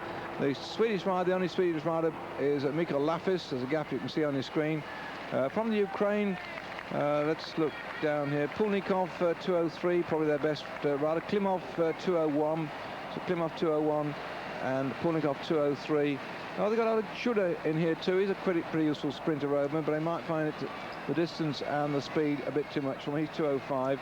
The other riders then from Ukraine, Gonchenkov, Klimov, Uchikov, Punikov, Rashkinsky, and Chuda. And if memory serves me correct, Viktor Radzinski was the amateur champion a couple of years ago, now turned pro, riding for the Ukraine. In those days he rode for the Soviet Union. We're now at the back end of the list of starters today. The American team is Norman Alves, Frankie Andrew, Lance Armstrong, Darren Baker, Andy Bishop, Bart Bowen, Andy Hampston, Steve Hegg, Steve Larson and Nat Race, and virtually that's a combined Motorola and Subaru Montgomery team with about one exception. And the numbers to look out for is 208 is the one for Lance Armstrong, the champion of America. And there's Phil Anderson at the front, number 17, sensible chap up there, driving hard, right alongside in the green, Stephen Roche.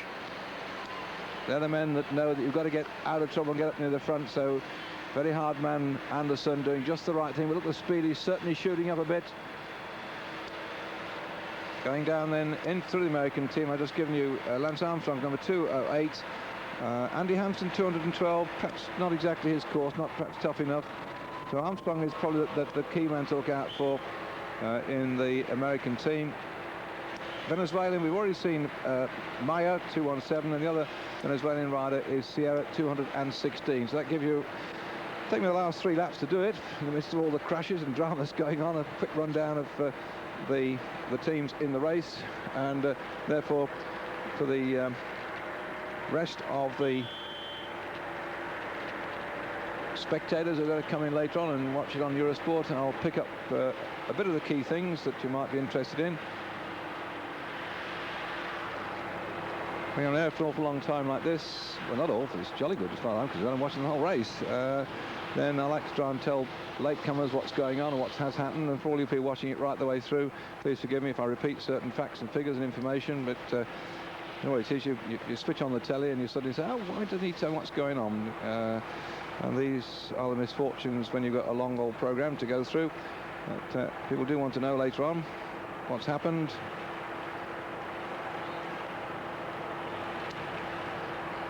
This then lap 4 of the race, covering a total distance of 257.6 kilometres.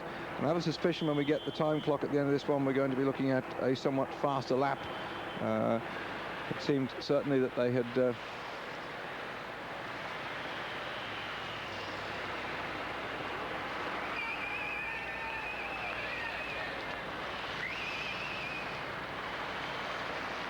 Andy van der Poel, ever present at the front of the group in the orange for the Dutch.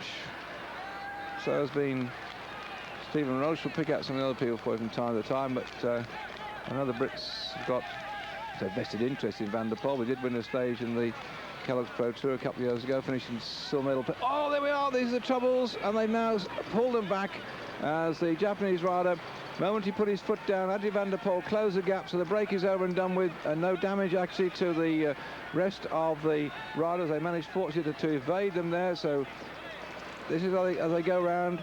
Watch what happens here. See, look, that's it. Down he goes. I told you about the painting. You see, on that white where they painted zebra crossing, that is very, very slippy indeed. And there are 2 things which you get stuck with in cycle racing. One is that you can come off by hitting a painted part of the road, and the other one, says he, showing the scars of some years ago, you suddenly find a manhole cover, a steel one, and you've got the bike banked over, and it's too late, and boy, you just hit the steel, and whoop, down you go, right across the road.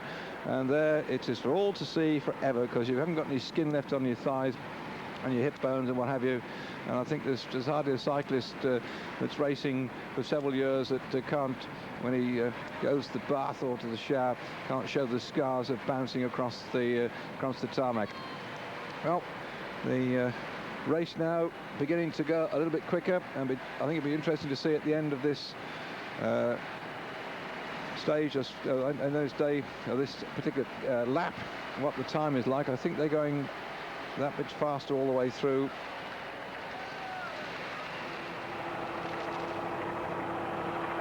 And let's hope that all the top men have kept out of trouble, and we haven't had them bouncing around and knocking themselves about.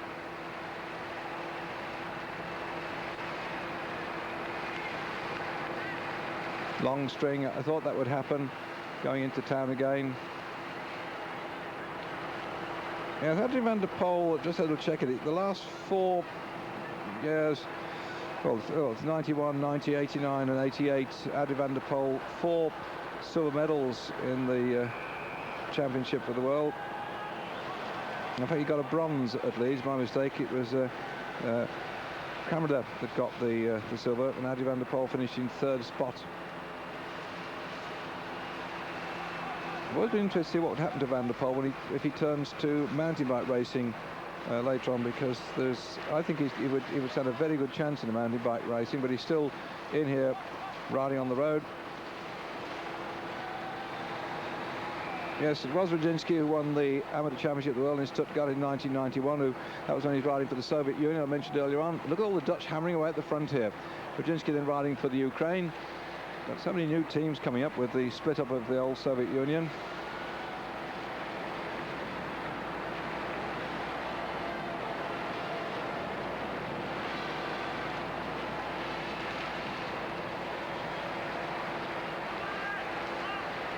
I just get the impression that it's certainly looking a bit quicker. but in these skating conditions, it's not ideal by any means.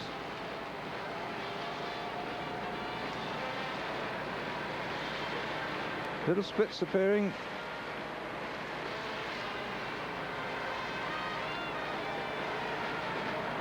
That's the sure sign the pace is up, and they're getting warm enough now to decide to start taking off their anoraks. But you see what they're doing with them. They're pushing them up the front still. Some may throw them in, but I think one or two of them are saying, hey, I'll hang on to it a bit longer, I might need it. But here we go. In fact, it's going away. Weather getting warmer, and still this spasmodic rain falling in parts of the course, not falling in others, make it very difficult for the riders to adjust. Now coming up towards the feed. I was saying yesterday, the speed at which they come to this feeding station, I'm just surprised they didn't put it somewhere else on the course. It is very, very quick indeed through here, and getting a bottle calls for a lot of care and a lot of attention. And I think probably the best way is to do it by getting a musette, because you can put your hand out and the musette is not so solid. You can just grab the strings of that little bag and take your bottle out of the bag and any food that you've got with it. Whereas just grabbing a bottle as such, they were bouncing all over the place. So Luc Leblanc on the front, then Luc Leblanc beginning to stir it up for France. And here we are. This is the other musettes I told you about, the string. They can put the hand out to get through there. The British Cycling Federation. Let's grab that one. That's the way to do it, and that's the good way to do it. Attic Kravsov collecting himself his musette there, the Norwegian rider grabbing that one. Eric Decker up near the front of the moment. Here's a chap who finished in second place in the Olympic Road Race Championship last year, or the Olympic in Spain. So he's up near the front. Made quite a good transition into the professional ranks. Interestingly, he got himself a medal in the pro ranks straight after getting the silver medal in the Olympics last year.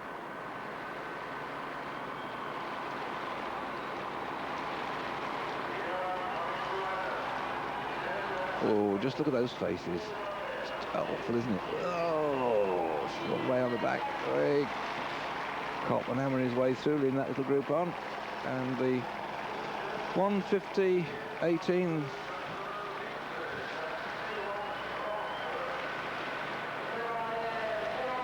That was below. In fact, I thought it was going faster, but the gap is only 39, just below 25 miles an hour.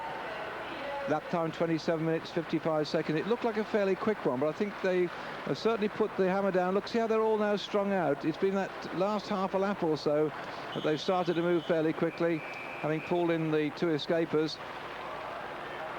And the riders at the back who just missed that coming up, and thankfully I think as far as they're concerned they can see in front that the men who are leading the charge through the town have decided that they'll take it easy, have a drink.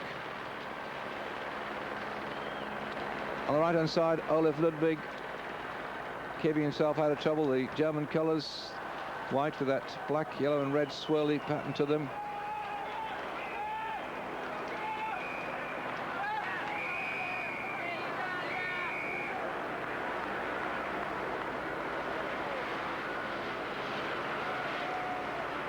Despite the crashes and the foul conditions, still a useful group of riders. On a day without pay, I don't really mean that. It's as professionals, they get their contract money. They're not racing for prize money today. They're racing for the honour of it all. And I'm no doubt there'll be some bonus negotiations. Let's look at these riders' face. They come through here. The end of lap 4 of this race, which will take in 14 laps of this 18.4 kilometre circuit.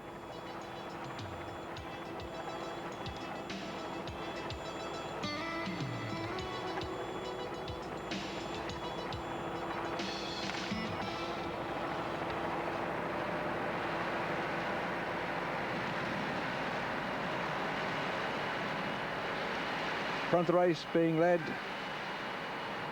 by Kozlitin of the Kazakhstan team. of which there are 2 members, Teterik being the other one from Kazakhstan. As he rides for the Chazelle team. That's one of the smaller French teams.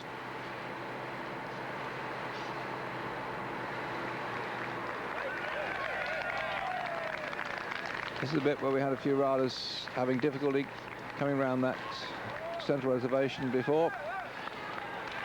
See Mr. Grundig's ad in the background, reminds me of the mountain bike race series we've been covering on Eurosport. They're all together then, and as they start the climb, we're going to take a short break. The main group all together, and the pace looking that bit sharper, although the most of the field have now congealed at the front. If we've just switched on, we've had a couple of riders went away early on, and Maya and Yamada from Japan went away just after lap 1 started, did Maya, and then on lap 2 Yamada joined him, and they went away and we had lots of crashes all over the place. Huntermark being brought down, Luvio being brought down, and last thing we saw being stretched up, but we understand is okay. But Becken's come down, and there's been lots of riders affected by the conditions in the crashing, and have been fighting to get themselves back into the main pack, including Brunel, who was off the back as a result of one of those crashes. But most of the top riders we've seen near the front of the race, trying to keep out of trouble. We've just completed lap 4, and this is the gentle climb up towards the top of the mountain, well, hill I suppose you could call it. This one, the Rhine, R-Y-E-N, the Rhine. Climbs come quite early. On the left, in the centre, Craviola for France will be revelling in this particular part of the climb, having had the King of the Mountains jersey in the Tour de France. But the 2 climbs come pretty close together. That the Rhine climb is up to 5 kilometres from the start in the centre of the town, and then we curl round and head up towards Eckberg, and the top of the Eckberg climb is just about 8.5 kilometres. So those 2 climbs are quite close together at the start of the lap, and there's some concern saying, well, look, this could well be kept together, this race. They can regroup these professionals on the way down the town. We might have a fair old bunch sprint at the end of it all, but you never know. It's always better as far as the climbers are concerned if the climb is nearer the finish. And off the top of that final climb of the day, the head down toward the finish, it's in fact something in the order of about just on 10 kilometres down to the finish. Of the 18.5 kilometres on the course, the final 10 kilometres are back down into the town to the finish line, and that gives plenty of time for a regroupment to take place, of course, provided you've got enough power in your legs to do it. Craviola, again, right in the centre of your picture, with Boundary Nampved just up alongside him on the way through.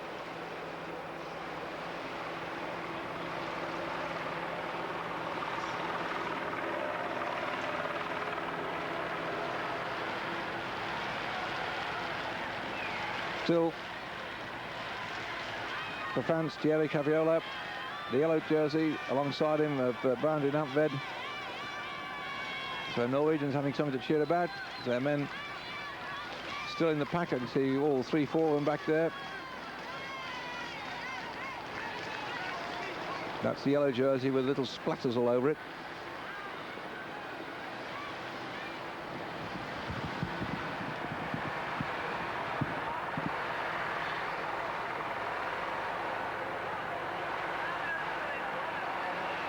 Top of the Rhine climb.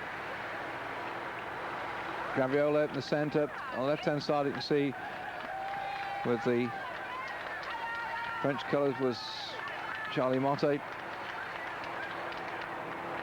Right in the middle there in the orange jersey, spotted braking. There are so many of the top men in this little group at the front that you can virtually say it's the who's who of cycle racing. Perhaps the major absentee being that of Rominger, who decided to give the Pro Championships a bit of a duck this year.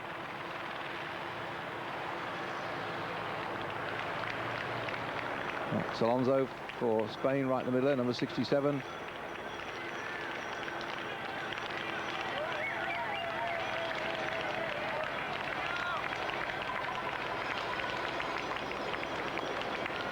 Indurain just gone through the peak of his cap, turned across to keep the grit out of his eyes.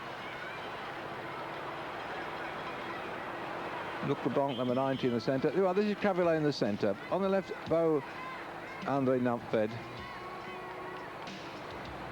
Men about their work.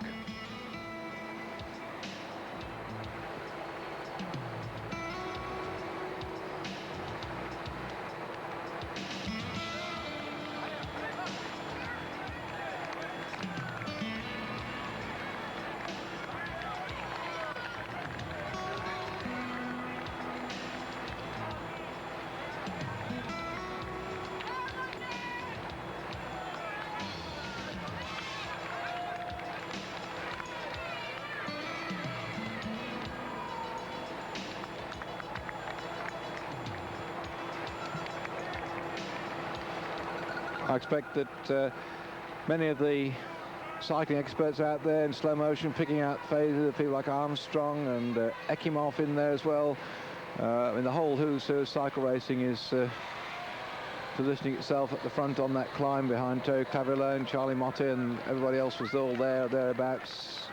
Not exactly enjoying themselves, you could see from the looks on their faces. And as ever, the Colombians seem to be rather chirpy today. And they've had more than their fair share of crashes.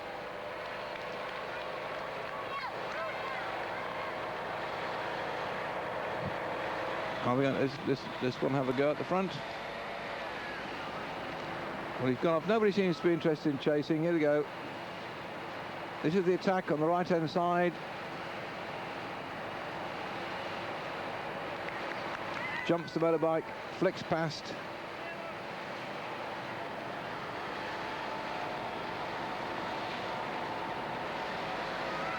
And off we go.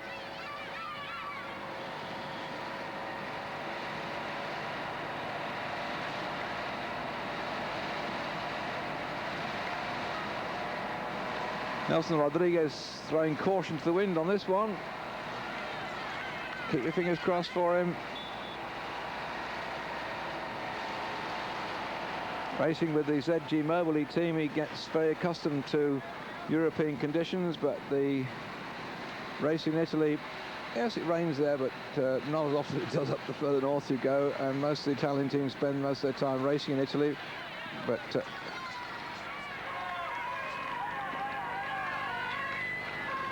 well, this is the difficult part of the course. Let's see if they all get down safe and sound. Just heard that 188, the Swiss rider out of the race is Erich Mechler. The Mechler is out.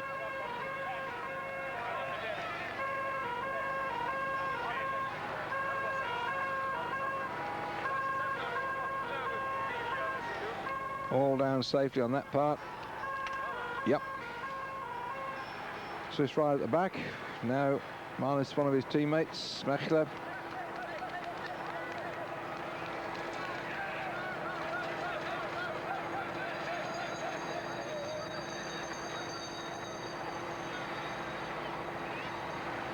Paint all over the place because they tried to sort of paint the streets when it's been raining and made a right old mess, hasn't it?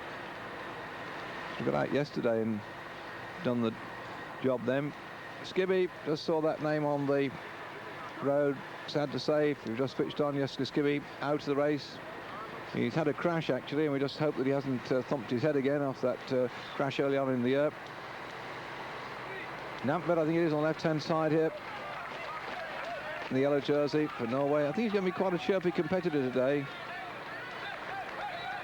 He actually raced for a couple of years as a pro and then went back to being an amateur, so I understand. Because I thought this year when I saw his performances when he got picked up by Subaru Montgomery that he was a new rider on the scene, a new amateur, but I was told in fact he had raced before, didn't get anywhere, sort of went into retirement, but came back with the Subaru Montgomery team that seems to have an eye of picking up riders and just the right time when they're coming on form. In fact, Subaru Montgomery, I think next year, certainly find themselves up in the top 20 and perhaps be able to get a ride in the Tour de France on their own rights, with all the problems they show trying to merge the Subaru Montgomery team with the Chazal team to make a combined team in the Tour de France, which in the end didn't work out as such. But they're beginning to get one or two riders in the team that are collecting points on the I'm going to say FICP standard, but we're shortly the Fédération Internationale Cyclisme Professionnel, and the amateurs are in fact merging, and they're calling it something like the Professional Congress in future.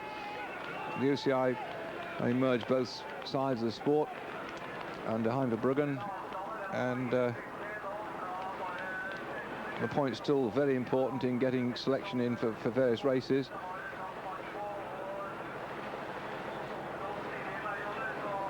Pleased to have as one of our co-commentators in the French box today, Marc Madiot, who rides for the Subaru Montgomery team, twice winner of the Paris-Roubaix, not selected for the French team this year.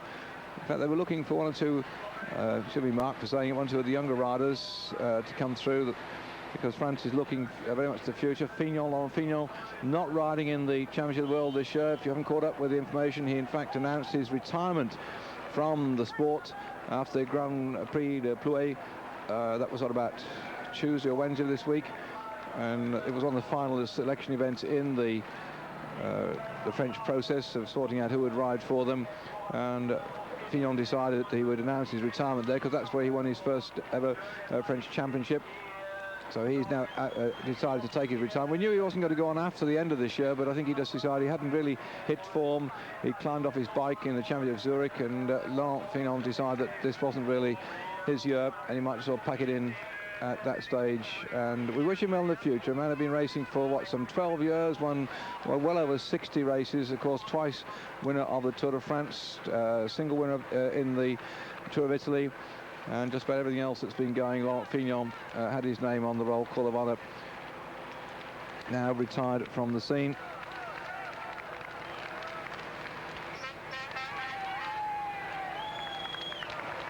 Looking down the list of the World Championships, as far as Fignon was concerned, not a man to show really in the, just looking down the top three as such in the years he was riding. And I was just mentioning Marc Madiot. He finished actually fourth in 1985 in the World Championships, and that was the year when Zoetemelk won it at the age of 39. So life is full of surprises.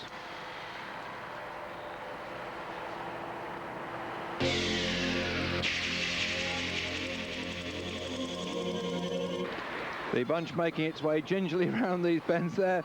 Slow motion, Stephen Roche on the front. They're still a bit wary of these conditions, I can tell you. It has taken some riders out. One of them, of course, Louvio in the ambulance, who we understand is okay, but you just get some idea of how bad it's been for these professional riders in this Championship of the World here on lap 5. Covering today 257 kilometres in all, and the early attempts to break away all being absorbed by this vigilant bunch here, who don't want to let anything go, I think, until we get into the final few laps of this race. We're going to be on air until 1:30 Central European time, and then we'll have the Formula 1 motor racing on from Spa-Francorchamps, another place where the rain often thunders down and makes life a bit difficult, but I think the weather conditions there are fairly reasonable today. We'll wait and see, and then we come back for the final hour of action through the splashing puddles of Oslo. Looks like it's going to get a bit better actually as time goes by, so the race undoubtedly will improve and impress and implode and explode, and as usual the professionals will treat us some first-class cracking racing. But right now every man in that bunch just that little bit on the old QV, making sure that nobody important gets away, at the same time that nobody does anything stupid that's going to upend them on the ground. They've still got a lot of racing to go after this Championship of the World. There's still World Cup races to come, as that looks a bit like Kelly on the front to me at the moment. No, it's not.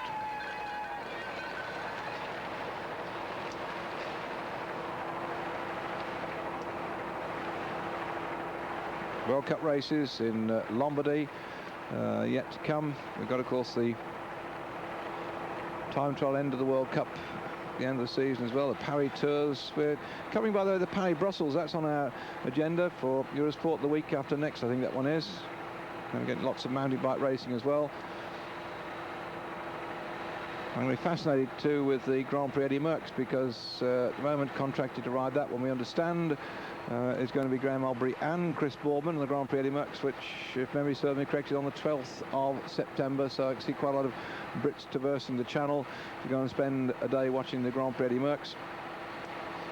And talking about Eddie Merckx, if you didn't see our coverage yesterday of the Amateur Championship of the World, Axel Merckx did a very good ride. He was in the main field for a long time, somewhere around about, oh, I know, 75% of the race we didn't see him, and suddenly about 3 laps from the end he came through and got with a break of about half a dozen riders, and he was riding extremely well indeed. He's got a very much different style to his father, and it isn't very often you get a son in the cycling who then comes up and does as well as the father. I don't think, oh, he may not do as well as his father, but certainly he's earned himself selection in the Belgian team, and of course he's going on to ride. There we are, we've got the King and Queen coming out. I said earlier it's their 25th wedding anniversary, so King Harold and Queen Sonia coming out to greet the people of Oslo. What a great disappointment that the weather conditions are not better for such a great royal day. The 4 million inhabitants of Norway, many of them tune into their television sets then to see this great occasion, and other heads of states here as well, with Juan Carlos of Spain and King Albert of Belgium, we understand, have also made the journey to be present at this very royal occasion. Let's hope the weather clears up for everybody. Guess who's on the front? Eric Dekker, but guess who's next but one behind him? Yes, you got it right. No other than Adrie van der Poel. Yep, there's Sean Kelly. It could have been perhaps a bold Sean, beginning to move a bit towards the front. Oh, that's the problem. Down they go. The brakes are on. They're all over the place. Go back, Mr. Cameron. We've got them all over the place. I've told it's so easy to touch the brakes and then they all come off. And this is just absolutely mayhem. There, Martin O'Neill Green just going through, my good co-commentator on the Tour de France. And this mess here they've got, I don't think anybody was badly hurt. They sort of came down rather gently. Just a bit of limping here. And, oh, what a shame. This race is turning really into a survival, not of the fittest, but a survival of those who can stay upright under these very, very difficult skating conditions. And here, in all sorts of trouble then, after that crash, that is Mark Wouters of Belgium. I don't know if Mark's going to go on. He's okay. That was a nasty crash. Here we go, watch it again. Just a slight touch of the brakes. Or did he touch a back wheel? I don't know which way it was. And then down they go, bang, bang, bang, bang, bang, sliding and bumping and boring and banging. There's bike riders all over the place. What a disappointment. This is turning out really into like a bowling alley, isn't it? And behind everybody reaching for the brakes. And the same trouble happens then for those people at the back. Adrie van der Poel looking back to see what's happened with the split, and they've got quite a split opening up. Are they going to take advantage of it this time, or are they going to wait back? Say Phil Anderson was at the front, keeping out of harm's way, looking back to see what's gone on. And here Mark Wouters trying to get back up with that race. This is very disappointing. Nantved, I've just spotted him. He's up in that leading group as well. But great disappointment. But he's back on his bike, showing great courage. And there we are. That's the fellow I've been talking to you about then, André Nantved. 1:59, just up in front here, 1:47, driving hard to stay away with this group. That's Eric Dekker. He's been always near or thereabouts on the front of this group. Just in there too, number 80 is Zarabetia from Spain. But I don't think they're going to hammer this one hard. They just kept out of harm's way.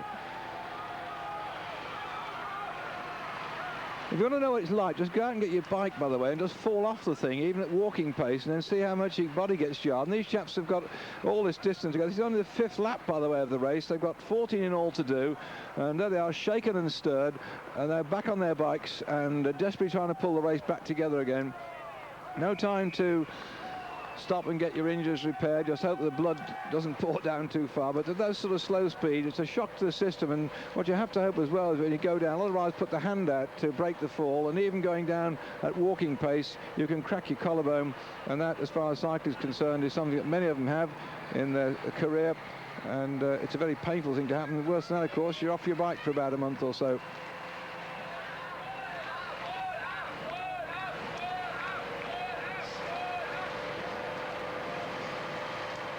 Jolly heart-stopping stuff too. And you imagine being in the midst of that lot with riders cracking down all over the place, and you just got to hope it isn't you. That's Jan Sverada, by the way, just in the front there for the Slovakian team. But there are only 2 of them, and that's the question I have to ask myself, because you've got Lampre on his shorts as to what his interests are this time, because Fondrest for the Italian team is tipped as a likely winner of this Championship, providing, of course, he can stay upright and keep out of harm's way.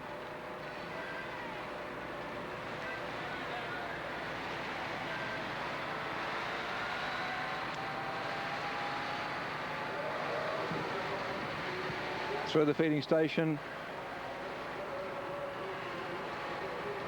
A fairly comfortable group of riders away here, but I think they like to find themselves coming back together again. I say that. Oh, he's lost it, and there's gone the trouble. You see, you get a Musette bouncing into the crap, and he's lost that one too, and he nearly brought down the rider behind him. I think that was Decker then. I mean, great, they're going so fast through this particular point here. And I've said it before, and no doubt somebody's going to cut me around the ears for saying it again, but I'm surprised they've got the pits on such a fast part of the course, and only, what, about 2 kilometres or so from the finish. Have a look at my old map again here. Yes, but yeah, around about a kilometre and a half or so from the finish. It does strike me as being a bit of a very, very fast part of the course, and I would have thought they'd have probably done better to have gone through the town and out up that first climb before it gets very stiff indeed, just on the slope up there. Because here we go again through this feeding zone. If you don't get your bag of food and something to drink, you've got to wait another 18 kilometres before you can come back. Although I'm not certain. I think they're probably feeding a bit higher up on the pro race. I'll have to wait and see. I haven't checked the actual other feed spot, but there may be one, as far as the pro's concerned, further up the climb of a secondary nature, because fortunately when it's raining you don't need quite so much liquid, but nevertheless you do need some food. Anderson 1, 2, 3, 4, 5, 6, about 7th or 8th back off the front of this race. What a great day it'd be if Phil got himself a medal in the championship this year. He's been riding very, very strongly indeed. Well, Claudio Chiappucci likewise about 15th off the front of that one, and this time we come in then with coming on to the 6th lap. We'll start shortly.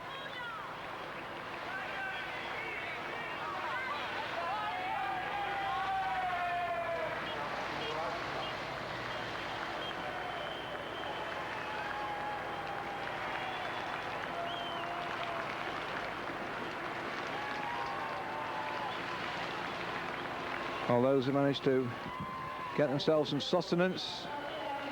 Oh, he threw that Musette, and it went straight over somebody's head. 2 hours and 17 minutes of sheer hell, I should think, as far as this lot are concerned. An average speed of 40.048 kilometres. That is, in fact, 25 miles an hour in hell. A wet hell, though, because I know the hell is hot and burning, or so they tell me. And the conditions here, though, far from being hellish in terms of heat, but hellish in terms of what these riders are going through. And to hurl your Musette away like that and suddenly go around somebody's head, I rather thought his head had blinded him, gone across his eyes. He'd been all over the place. But these are problems of racing under these conditions. And as they set themselves up for the next lap, we're going to take another short break. For Stephen Roche, not exactly enjoying typically Irish weather, but certainly the damp conditions in this, the World Professional Championship of the world, being absolutely disastrous as far as some riders are concerned that have been brought down. And well, fine weather for ducks and seagulls, if nothing else. Fortunately, the wind has abated. It was quite strong yesterday for the women's race, and it sort of dropped a bit as the day wore on, and to a large extent that's why the clouds hanging over the top of the hills here surrounding Oslo have just held the rain there. And certain parts of the course we've got the rain, certain parts of the course it's dry, but not too cold actually. It's warmed up a little bit during the day. 16, 17 degrees yesterday, somewhat lower today, around about the 12s as such, but nevertheless the riders who have survived this course so far on this, the 6th lap of the 14 laps of the race. We've got just over another hour's racing to go on this Sunday morning live program of the, oh, down they go yet again. And that Jean-Francois Bernard is really hurt with that one. Oh, and it looks like he's twisted his ankle going down. Jean-Francois Bernard and out there too, Argent, that is very bad. He's twisted his leg as well as down he went. So Argentin and Jean-Francois Bernard, those are two really top riders taken down. And Argentin, I wonder if he's going to continue. Jean-Francois Bernard, the French rider who rides for the Benesto team, being pushed back in again. But Argentine, ex-world champion, is really in trouble. Really in trouble here. He twisted his leg when he went down, and I think somehow, let's see as they go.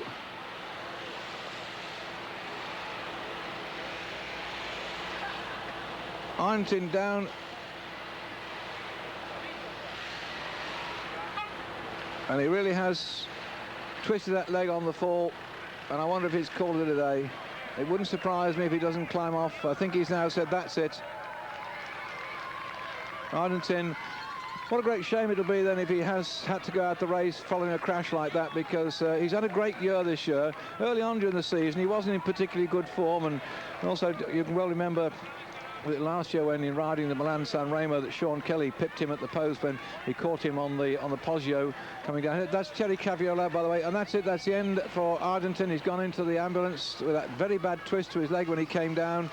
To have that scene too. What a disappointing end to the career, I would say, of a great world champion who this year took the pink jersey in the Tour of Italy. On the first day of the race after the time trial section, he won the stage, took the pink jersey for the first time in his career. So Argentine took the pink jersey, held it, I can't remember if it was 10 or 12 days, and of course he rides for the smaller of the Italian teams, Mekker, but they did a wonderful job. And here we're looking at a great rider who looks like now, he said at the end of this year he was going to retire, and he's certainly out of this race, and our disappointment is shared then by all supporters of Moreno Argentin from Italy, winner of the Championship of the World in 1986, second he was in 1987, and unfortunately now out of this professional championship of the world.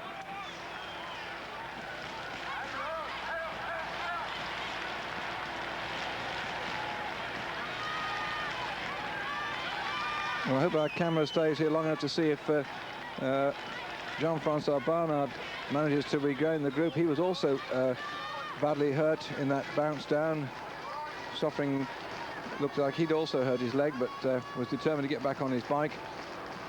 The lesser injured of the three that came down. I didn't spot who the German rider was that came a box of tricks at the same time. That was three of them, quite classy riders, just showing you what terrible conditions they've got here. Anybody who gets the gold medal today will have certainly earned it in more ways than one. Gert-Jan Tunisa takes the lead, and Gary Coltman from Great Britain up there back to third place behind him. There's Sean Kelly in the green upstairs, and also survived so far Stephen Roche. There's Tony Doyle. See Eric Breukink still in that little group as well. So a lot of the favourites still in there. There's so many top men in this race that on the law of averages, every time we have a bit of a crash, the climbers are enjoying themselves here. Rascioli is just behind the figure of Tunisa. Rascioli with the glasses in the blue there for Italy, obviously sent out as the marker for all the early attempts to get away, just to keep the pack together as far as the